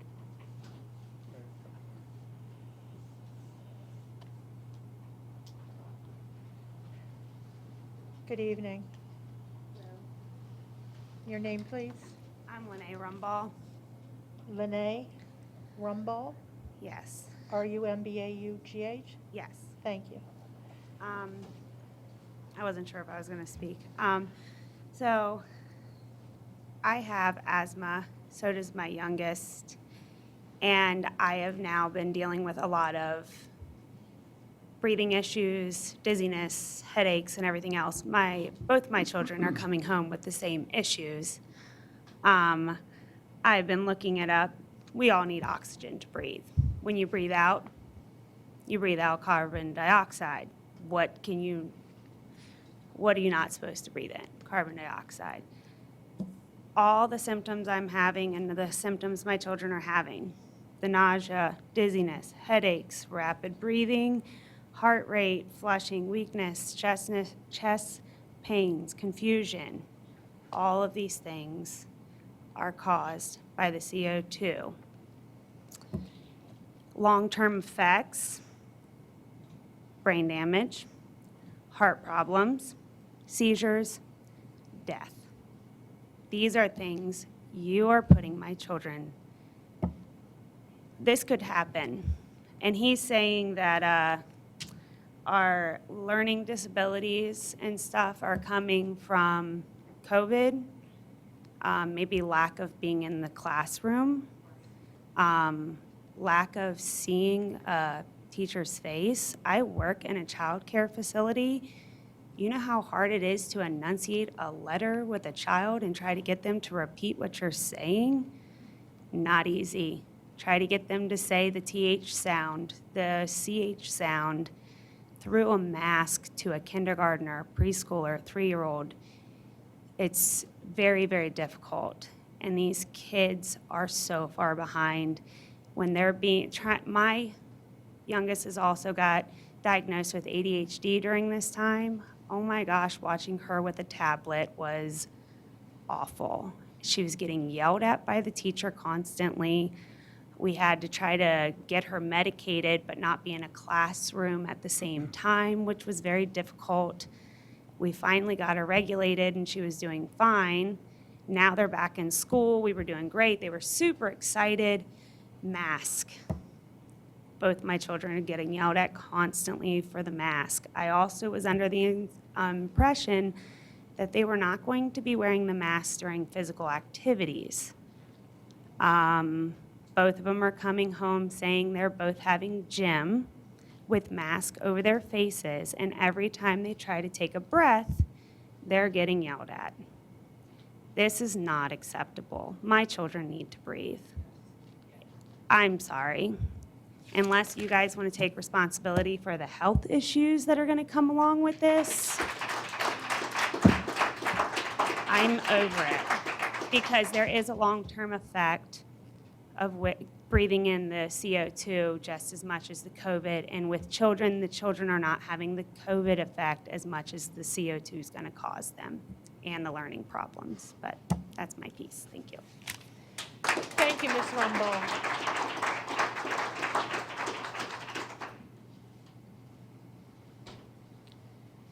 Hello, your name, please? Hi, my name's Ashley Mccusker.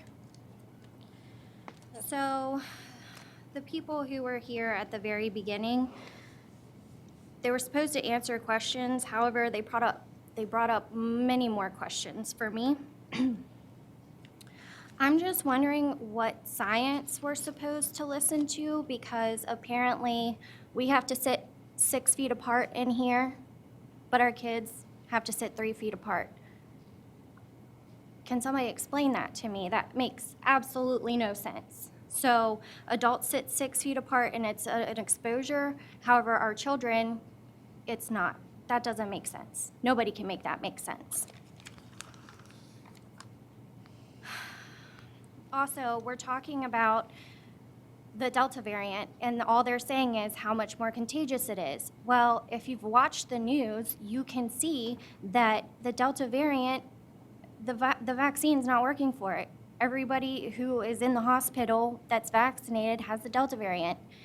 Yet, you're saying that vaccinated children and staff do not need to quarantine.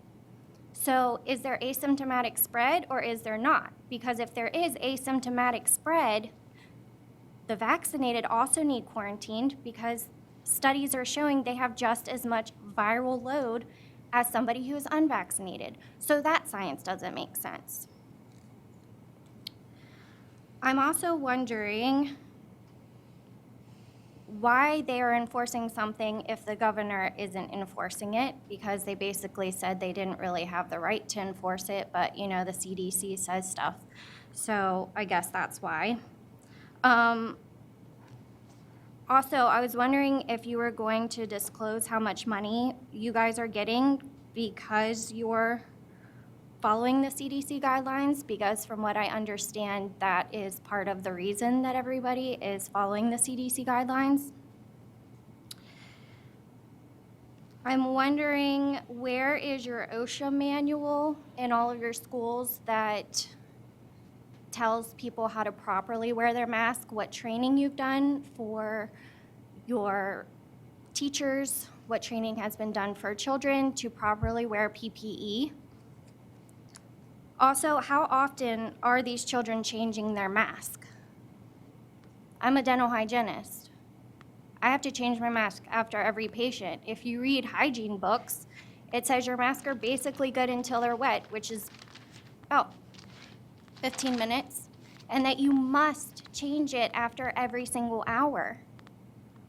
We're not doing that. What science are you guys following? None of it makes sense. It's all completely contradicting. It's just pushing fear. The same symptoms that children get from wearing masks, they're COVID symptoms. My son comes home, he's homeschooled. I have a daughter in school. He's homeschooled because he came home every single day crying, laying down with a migraine. COVID symptom. I hear that there are kids that have to do gym with their mask on. getting sick, throwing up, COVID symptom. Yeah, sure has nothing to do with a mask. So are we masking our children and causing issues, or is it a COVID issue? I'm just asking that if we're going to listen to the science, that the science actually makes sense.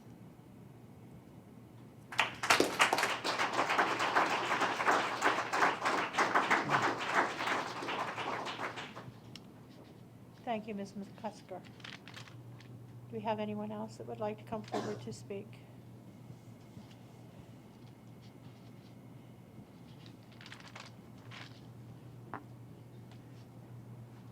Good evening. Your name, please. My name is Diane Glaze. Last I name would- again, please. Glaze, Glaze. Thank you. I would like to read an article written by Dr. Marguerite Grease-Brisson, PhD, consultant neurologist, neurophysiologist with a PhD in pharmacology, with special interest in neurotoxicology, environmental medicine, neuroregeneration, and neuroplasticity. This is what she has to say about masks and their effects on our brains. The rebreathing of our exhaled air will without a doubt create oxygen deficiency and a flooding of carbon dioxide. We know that the human brain is very sensitive to oxygen deprivation. There are nerve cells, for example, in the hippocampus that can't be longer than 3 minutes without oxygen. They cannot survive. The acute warning symptoms are headaches, drowsiness, dizziness, issues in concentration, slowing down of the reaction time, reactions of the cognitive system. However, when you have chronic oxygen deprivation, all of those symptoms disappear because you get used to it. But your efficiency will remain impaired and the undersupply of oxygen in your brain continues to progress. We know that neurodegenerative diseases take years to decades to develop. If today you forget your phone number, the breakdown in your brain would have already started 20 or 30 years ago. While you're thinking that you've gotten used to wearing your mask and rebreathing your own exhaled air, the degenerative processes in your brain are getting amplified as your oxygen deprivation continues. You all should take your masks off. The second problem, where am I? I post a lot. This is directly from my Facebook page. Sorry about that.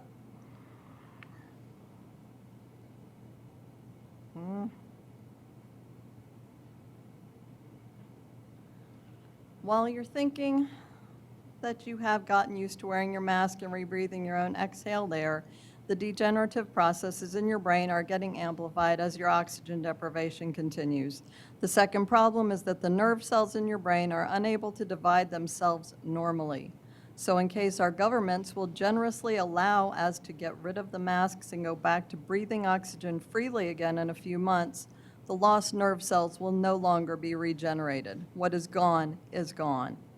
I do not wear a mask. I need my brain to think. I want to have a clear head when I deal with patients, this is the doctor speaking, and not be in a carbon dioxide-induced anesthesia. There's no unfounded medical exemption from face masks because oxygen deprivation is dangerous for every single brain. It must be the free decision of every human being whether they want to wear a mask that is absolutely ineffective to protect themselves from a virus. For children and adolescents, masks are an absolute no-no. Children and adolescents have an extremely active and adaptive immune system, and they need a constant interaction with the microbiome of the earth. Their brain is also incredibly active as it has so much to learn. The child's brain or the youth's brain is thirsting for oxygen. The more metabolically active the organ is, the more oxygen it requires. In children and adolescents, every organ is metabolically active. To deprive a child's or an adolescent's brain from oxygen or to restrict it in any way is not only dangerous to their health, it is absolutely criminal. Oxygen deficiency inhibits the development of the brain, and the damage that has taken place as a result cannot be reversed. The child needs the brain to learn, and the brain needs oxygen to function. We don't need a clinical study for that. That is simple, indisputable physiology. Conscious and purposely induced oxygen deficiency is an absolutely deliberate health hazard and an absolute medical contraindication. And these are my own words. You're rebreathing your own carbon dioxide. You are rebreathing bacteria. That can cause staph infections. I've seen staph infections on faces from the bacteria that is within the mask, okay? So I'm just saying, I appreciate your time. I appreciate that you opened this up to us tonight. Thank you.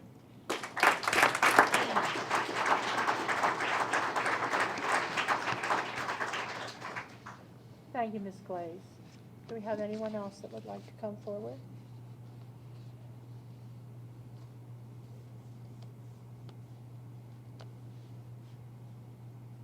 No? Okay, thank you. At this time, we'll have board member response to public comment. Colleagues, I'll remind you that by policy, each individual has 3 minutes. You want me to start? Sure. I can start down here. I just want to thank everybody for coming. I wrote all of your names down and pretty much a little synopsis of what you said. We take these things very seriously. You are the public. You're allowed to come here with your comments. We appreciate your comments. And I just want to say thank you very much for sharing them with us tonight. Thank you, Mrs. Murray. We just go down the line. Yeah, I would echo that. I really appreciate having the opportunity to hear from all of you. We do read all your emails as well. And I do want to make sure the gentleman's question gets answered, and I would probably direct Dr. Michael to answer that about the 6 feet on school buses. Yeah, the 6 feet on school buses, there's no requirement on the school bus how far we need to distance students at this point. Early on in the transportation executive order, transportation was lumped in, so it's under the exact same order that the airline, bus, commuter transportation, all that, you're required to wear a mask. It doesn't talk about distancing. It just talks about you need to be masked. So the same reason you got to be masked on the airline, county commuter, train, subway, all those things is all part of the same federal order. And school buses are specifically mentioned in there. The only thing we do have on the bus is we're not allowed to use the 3-foot rule. We have to use the 6-foot rule when it comes to quarantining. And that's where we're getting a lot of our quarantines, from the bus and from the cafeteria. And sports teams is our other one. Where we have the most significant number of quarantines. Did you want to say anything? I would just say, having been a government teacher in Washington County Public Schools for 42 years, appreciate you all coming out, exercising your First Amendment rights. Thank you. So I was very fortunate to meet many of you at a meeting. And I said the first thing that you have to do is you have to show up at our school board meetings because you have a voice. Thank you. I appreciate you listening and being here tonight. And I hope and encourage that you will continue to be here. And yes, we know we're always held accountable at election time. So we are aware of that. But thank you so much for coming tonight.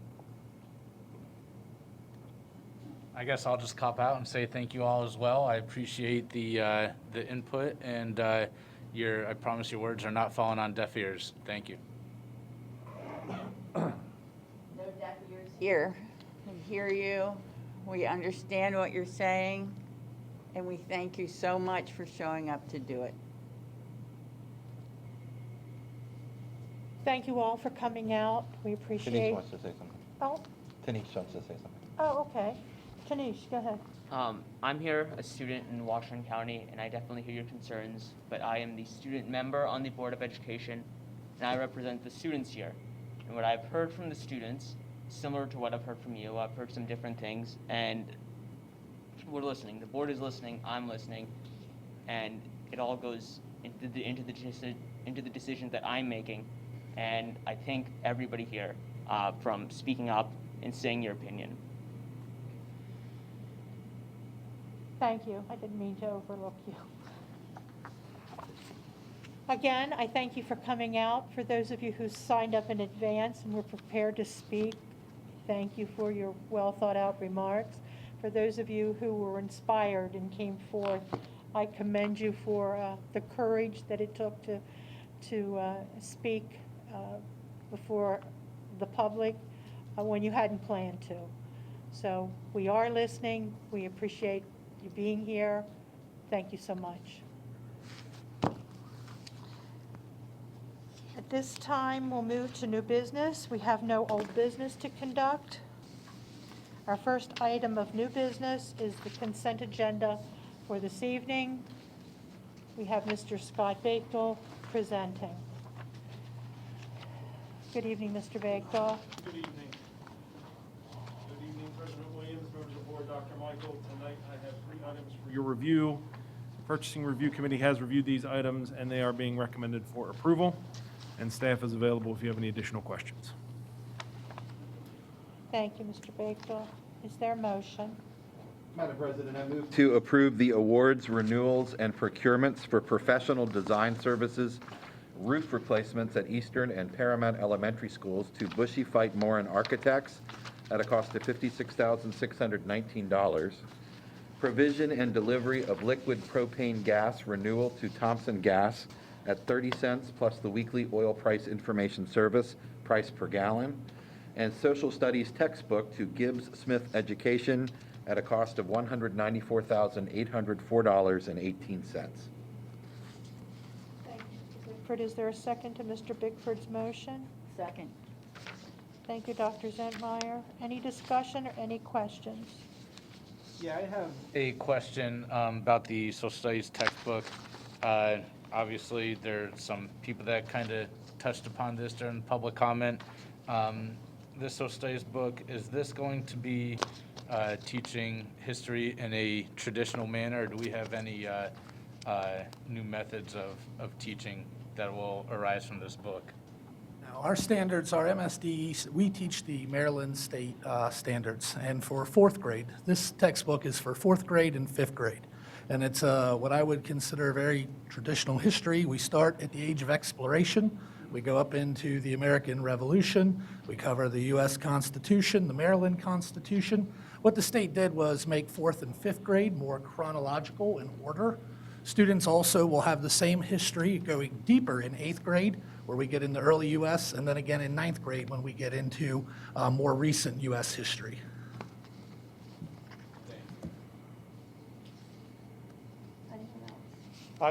As a committee member of the Curriculum and Instruction Committee, I'd just like to say that when we reviewed those textbooks, there was a section, I forget which book it was, that 4th grade, that I questioned about.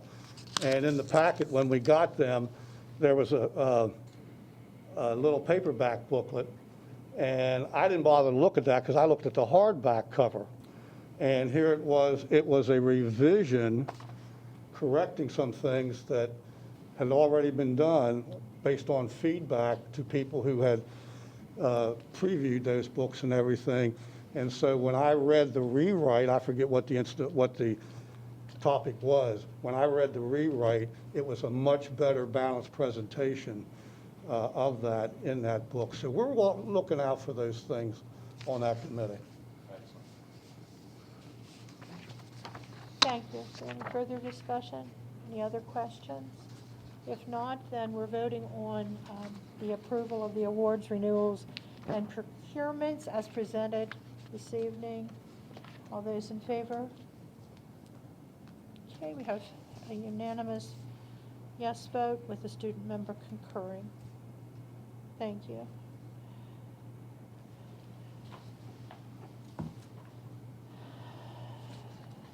Mr. Prue will be joining Mr. Bakewell at the table.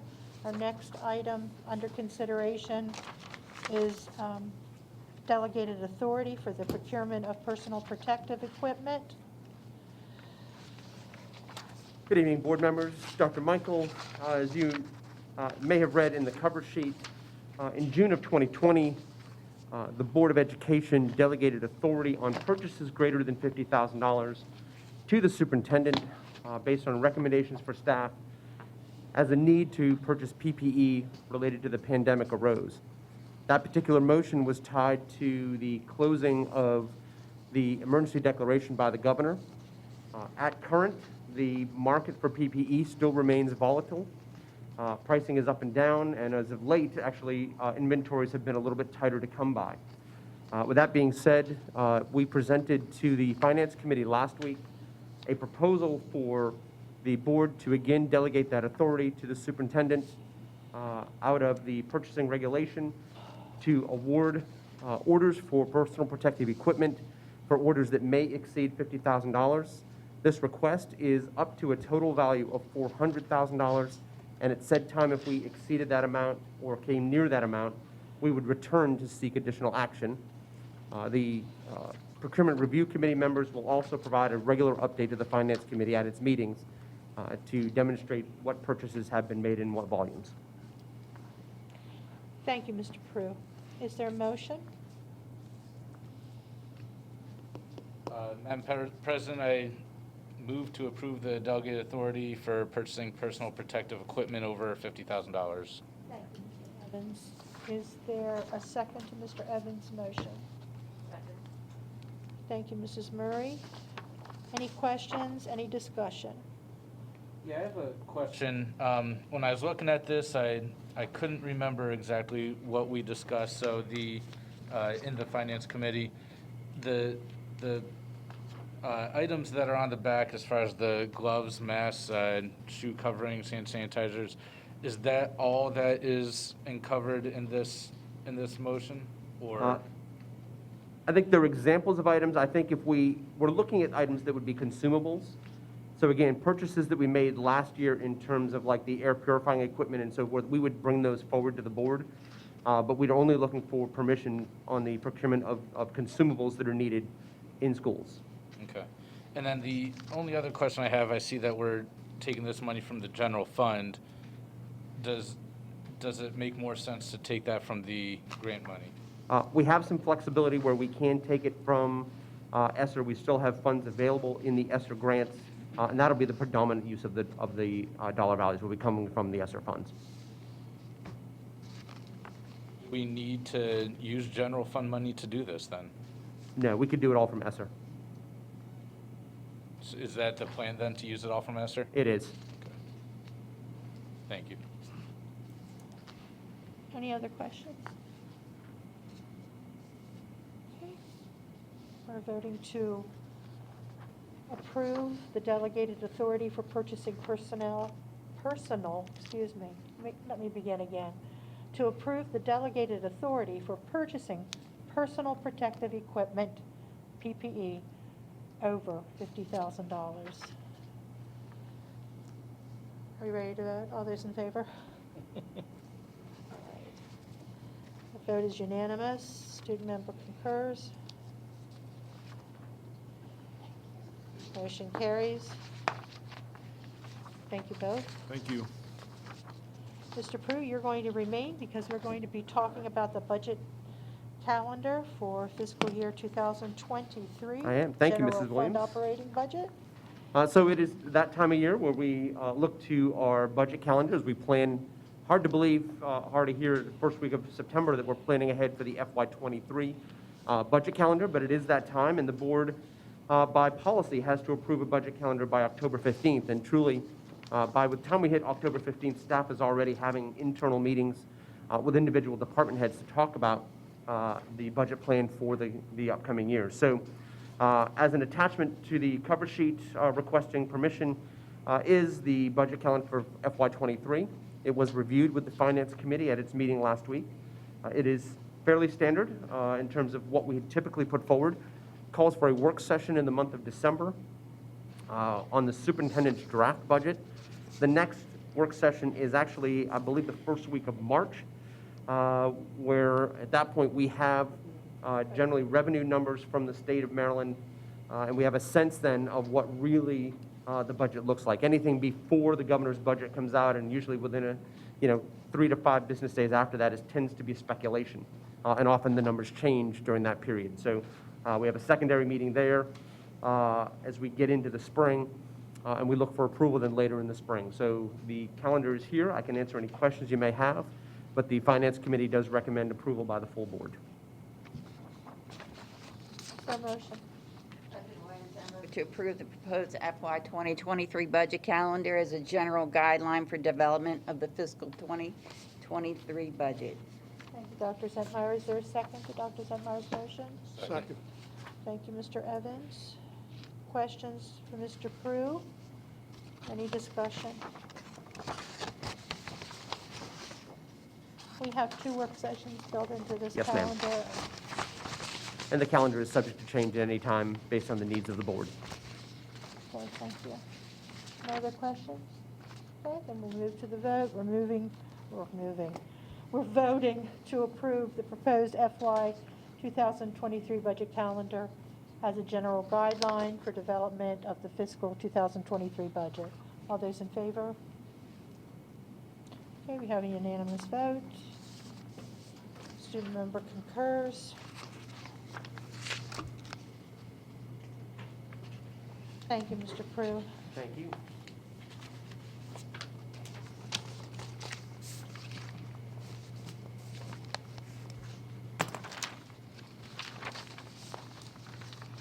Okay, our next agenda item is the first reading of proposed changes to policy BCAD.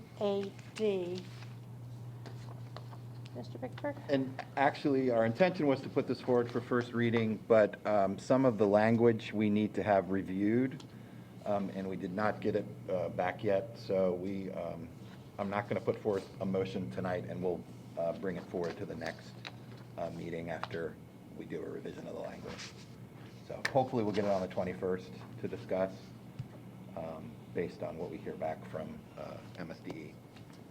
Okay, so we're holding it until possibly the 21st. 21st, yeah. Thank you, Mr. Bickford. That brings us to the superintendent's report, the superintendent's update. Dr. Michael? Thank you, Mrs. Williams, members of the board. In general, last week, we had a very good 5-day opening. Had the opportunity to visit every one of our schools, pretty much arrived at one of the early schools. I would start every day about 7 and pretty much be out in schools until about 1:30, 2:30 to get to all 46 locations. I mean, what I saw, a lot of instruction right from the first day. Teachers were working hard, staff was working hard, our students were working hard. So I'm just very pleased with the opening. I want to thank our staff, our teachers, ESP administrators, our students, our parents, everybody for making it a successful first week of school. And we're already on day 5, I guess, soon to be day 7. So it's hard to believe the school year's up and rolling already. I know there's been a lot of confusion about quarantines and comments and things. We'll continue to try to clarify that in future s'mores and information that we share. It isn't very clear-cut and dry. A lot of it doesn't make any sense. I can't even make it make sense. It's just the nature of what it is.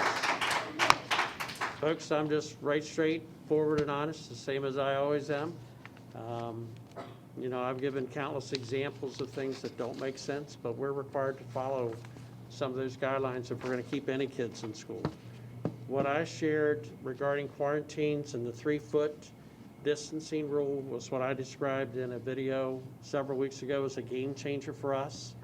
If we don't do the masks, we got to use the 6-foot rule. With the 6-foot rule in the classroom, we're going to lose 8, 9 kids per positive case.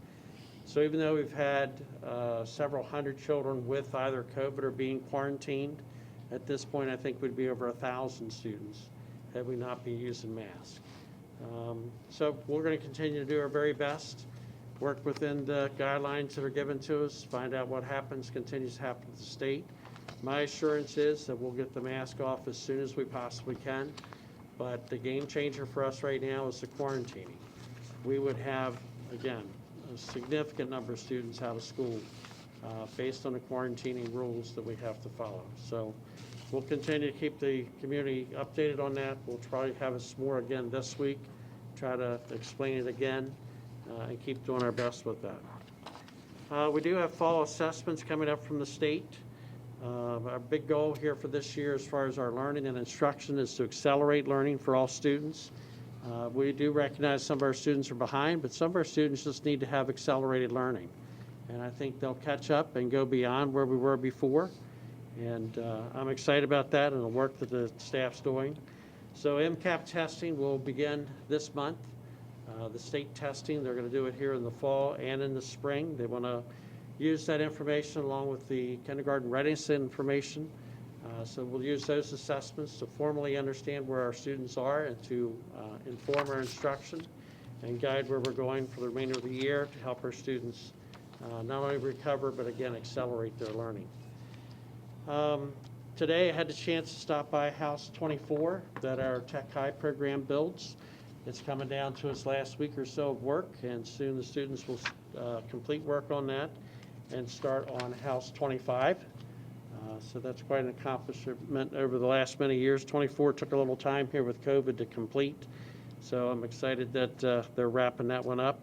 The other opportunity I've had in the last couple of weeks, I had a chance to see some schematic drawings of our new diesel program and also our renovations to the auto tech area, the collision repair area, the carpentry area, and electrical construction.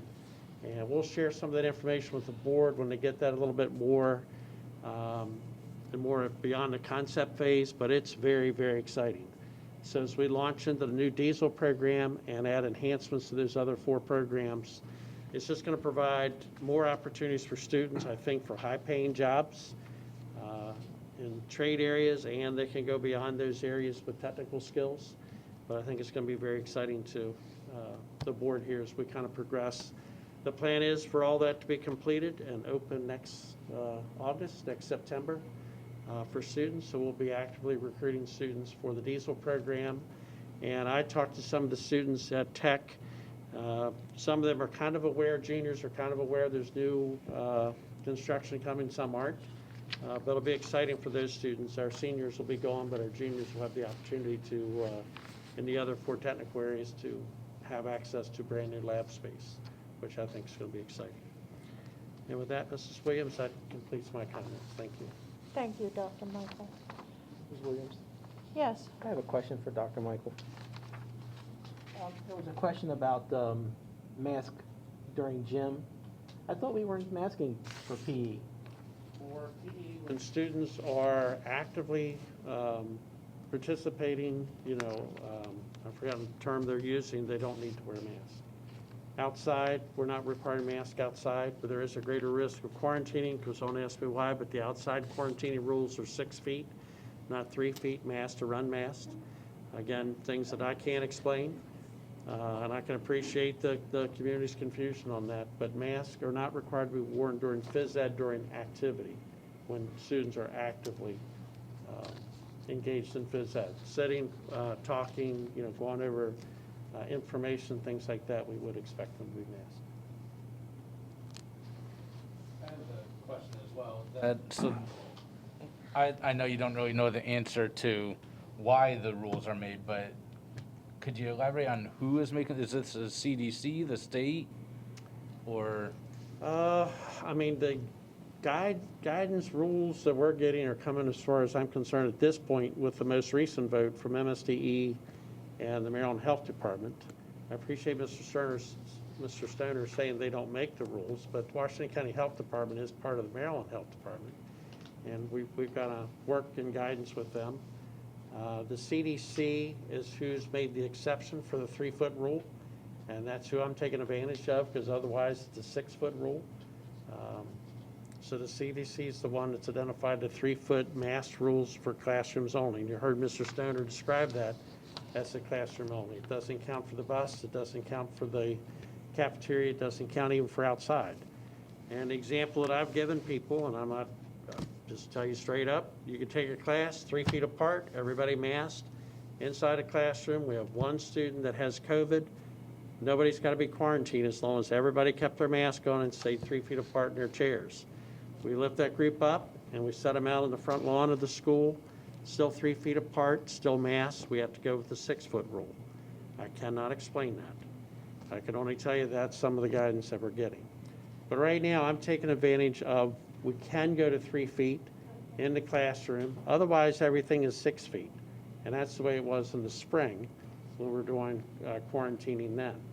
So it's a loophole, it's an exception, it's an effort to try to get kids in class for whatever the reason is. We're taking advantage of it, and we're not seeing quarantines in the classroom as of right now. We're seeing quarantines in the cafeteria, bus, because kids are obviously, we have to use the 6-foot rule, Again, on the bus, we're on the bus 8-9 minutes in the morning, 8-9 minutes in the afternoon, so we exceed 15 minutes. We're masked the whole time. You could be 3-4 hours in the classroom in second grade together. You're not quarantined, but you're quarantined from the bus. Again, I'm just taking advantage of that 3-foot rule in the classroom, and that's allowing us to have real school. And so far, we've made out pretty well, even though I regret we have 200, and Jeff would have to, Mr. Prue could tell me the exact number. The number that Mr. Stoner included, I think also included students we haven't even seen yet. They were quarantined prior to the school year starting. I think another comment made about why we didn't see any quarantines during the summer. During the summer, like a couple days, July 4th, around that time period, if you go back and look at our positivity rate, it was at 0.5%, 0.5. And right now, we're running 7 to 8.5%, 7.5 to 8.5% for the last 2 or 3 weeks. So we're 14, 15, 16, 17 times higher than what we were the first week of July. So I think that's some of the difference. Also, our classrooms are 10 or 12 kids instead of 25 kids or so. So that could be making a difference as well. So, I'll ask another question. How is Carroll County opting out?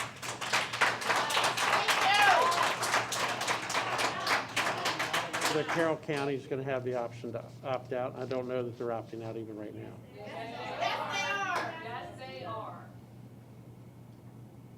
So if You go look it up. if they have that Okay, we'll come to order, please. Thank you. if they have that option, can we look at that? I'd be glad to look at anything, Mr. Gesser. As far as I know, come the 14th, unless something changes from the legislation, they're not going to have an option. Would you be able to get us any kind of information on that, on how they can do that if they are able to do that? We have superintendent's meeting on Friday. We communicate all those things every week. Was that their board, or was that their superintendent that did that? That was their board. Their board?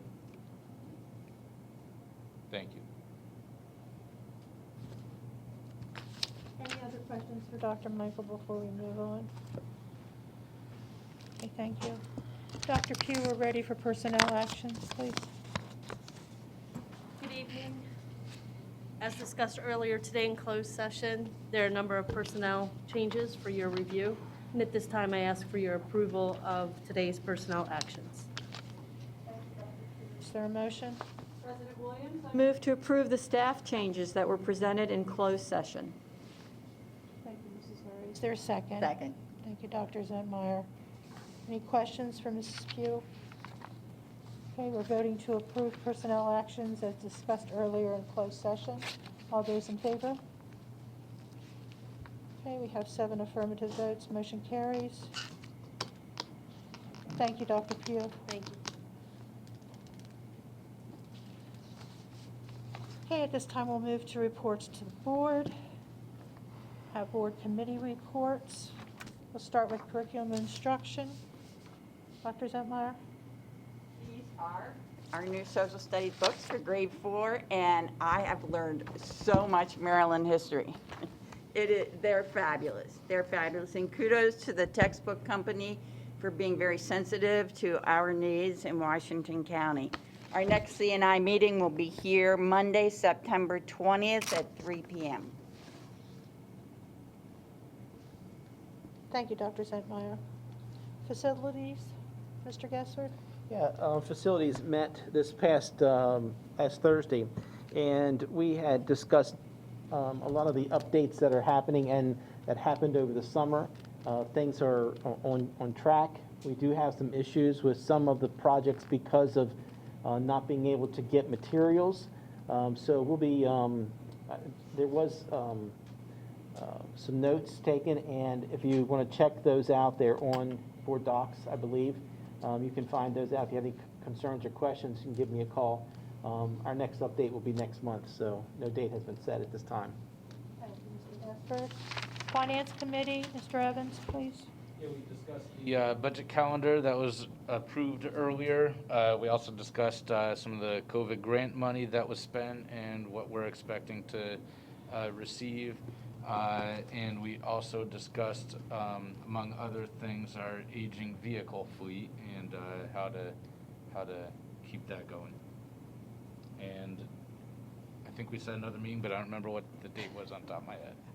Thank you, Mr. Evans. We did indeed. Human Resources. Human Resources Committee will meet next Tuesday, September 14th at 4:00 p.m. here in the boardroom. 4 p.m. Thank you.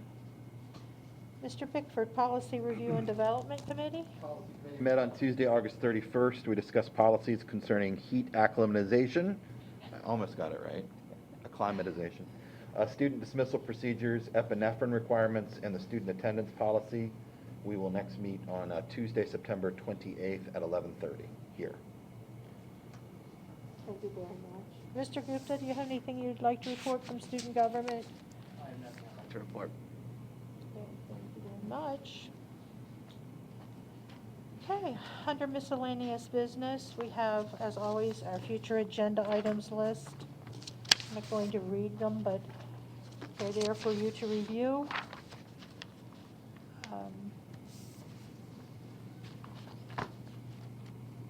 Have any suggestions for a future agenda item?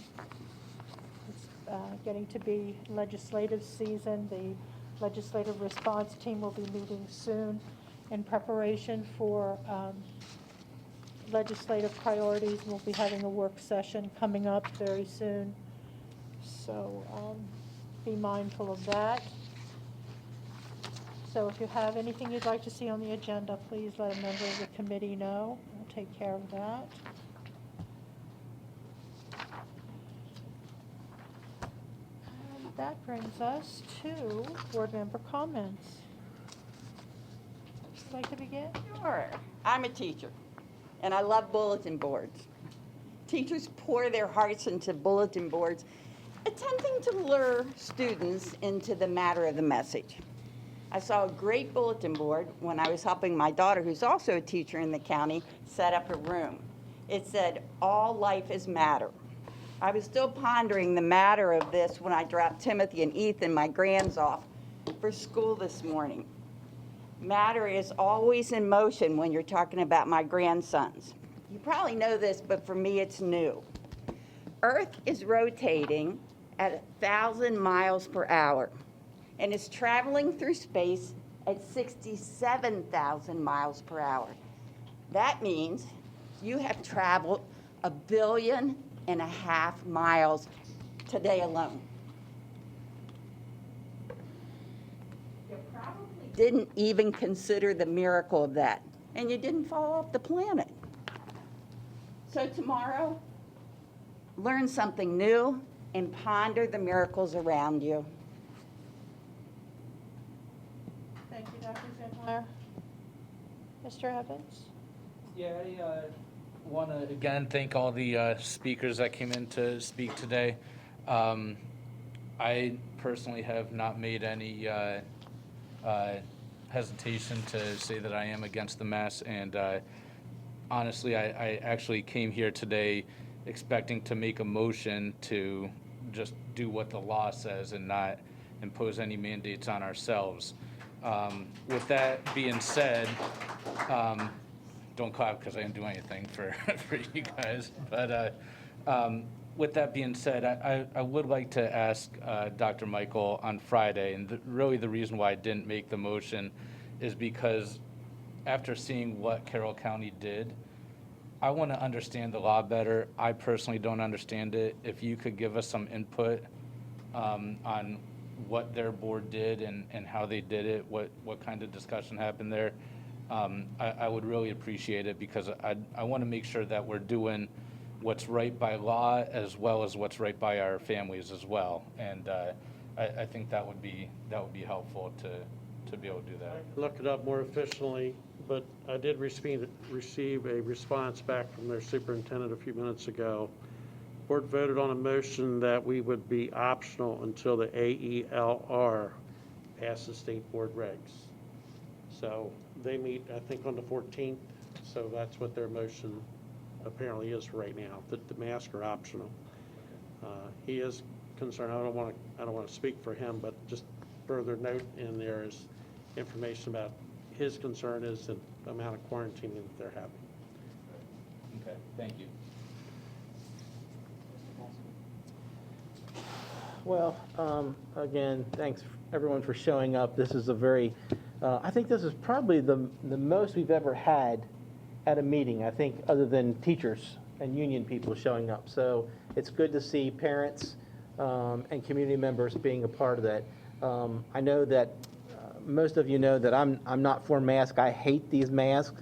I love the option that we had in the beginning to start the school, and I will continue to advocate, for options for parents to have the say of their child. So I'm one voice on a board of 7. So I don't look at my fellow board members and not like them or hate them or tell them they're doing something wrong. But each of us have a vote, and I understand it's a very hard decision to make.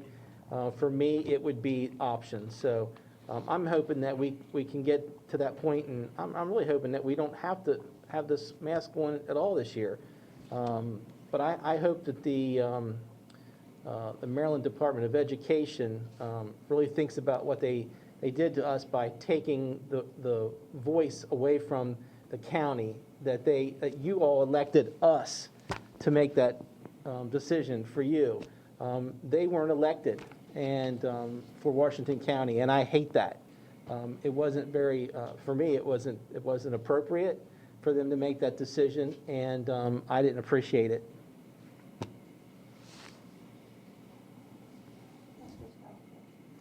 Again, I taught 42 years in this system.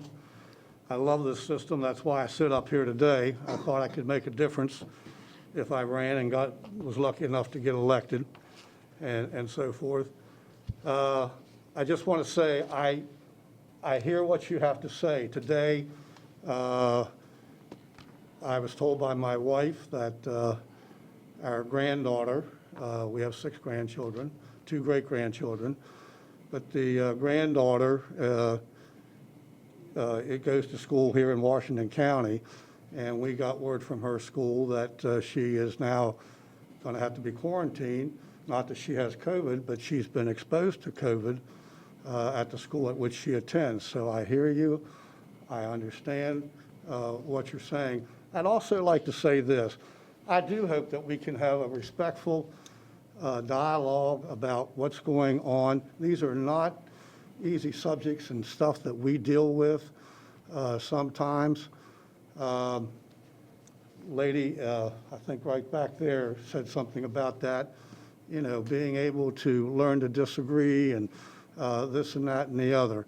On a personal note, I will tell you this.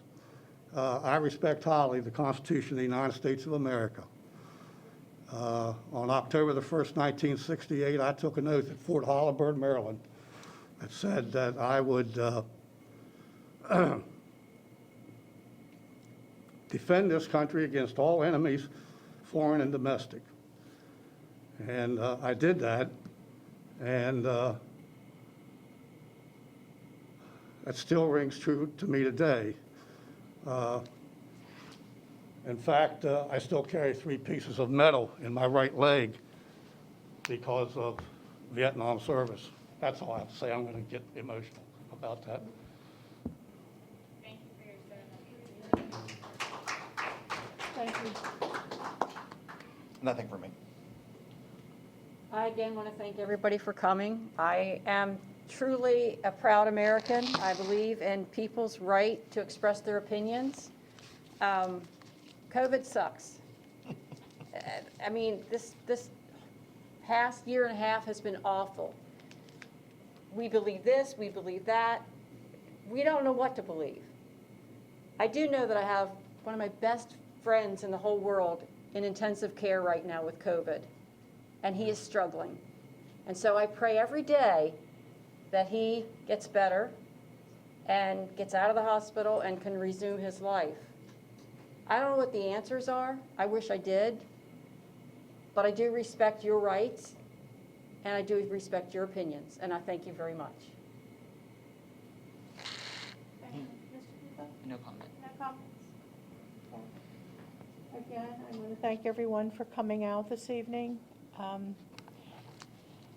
My thoughts are that with all issues, there are usually three sides: those who care very much one way, those who care very much the other way, and those who just have no opinion at all.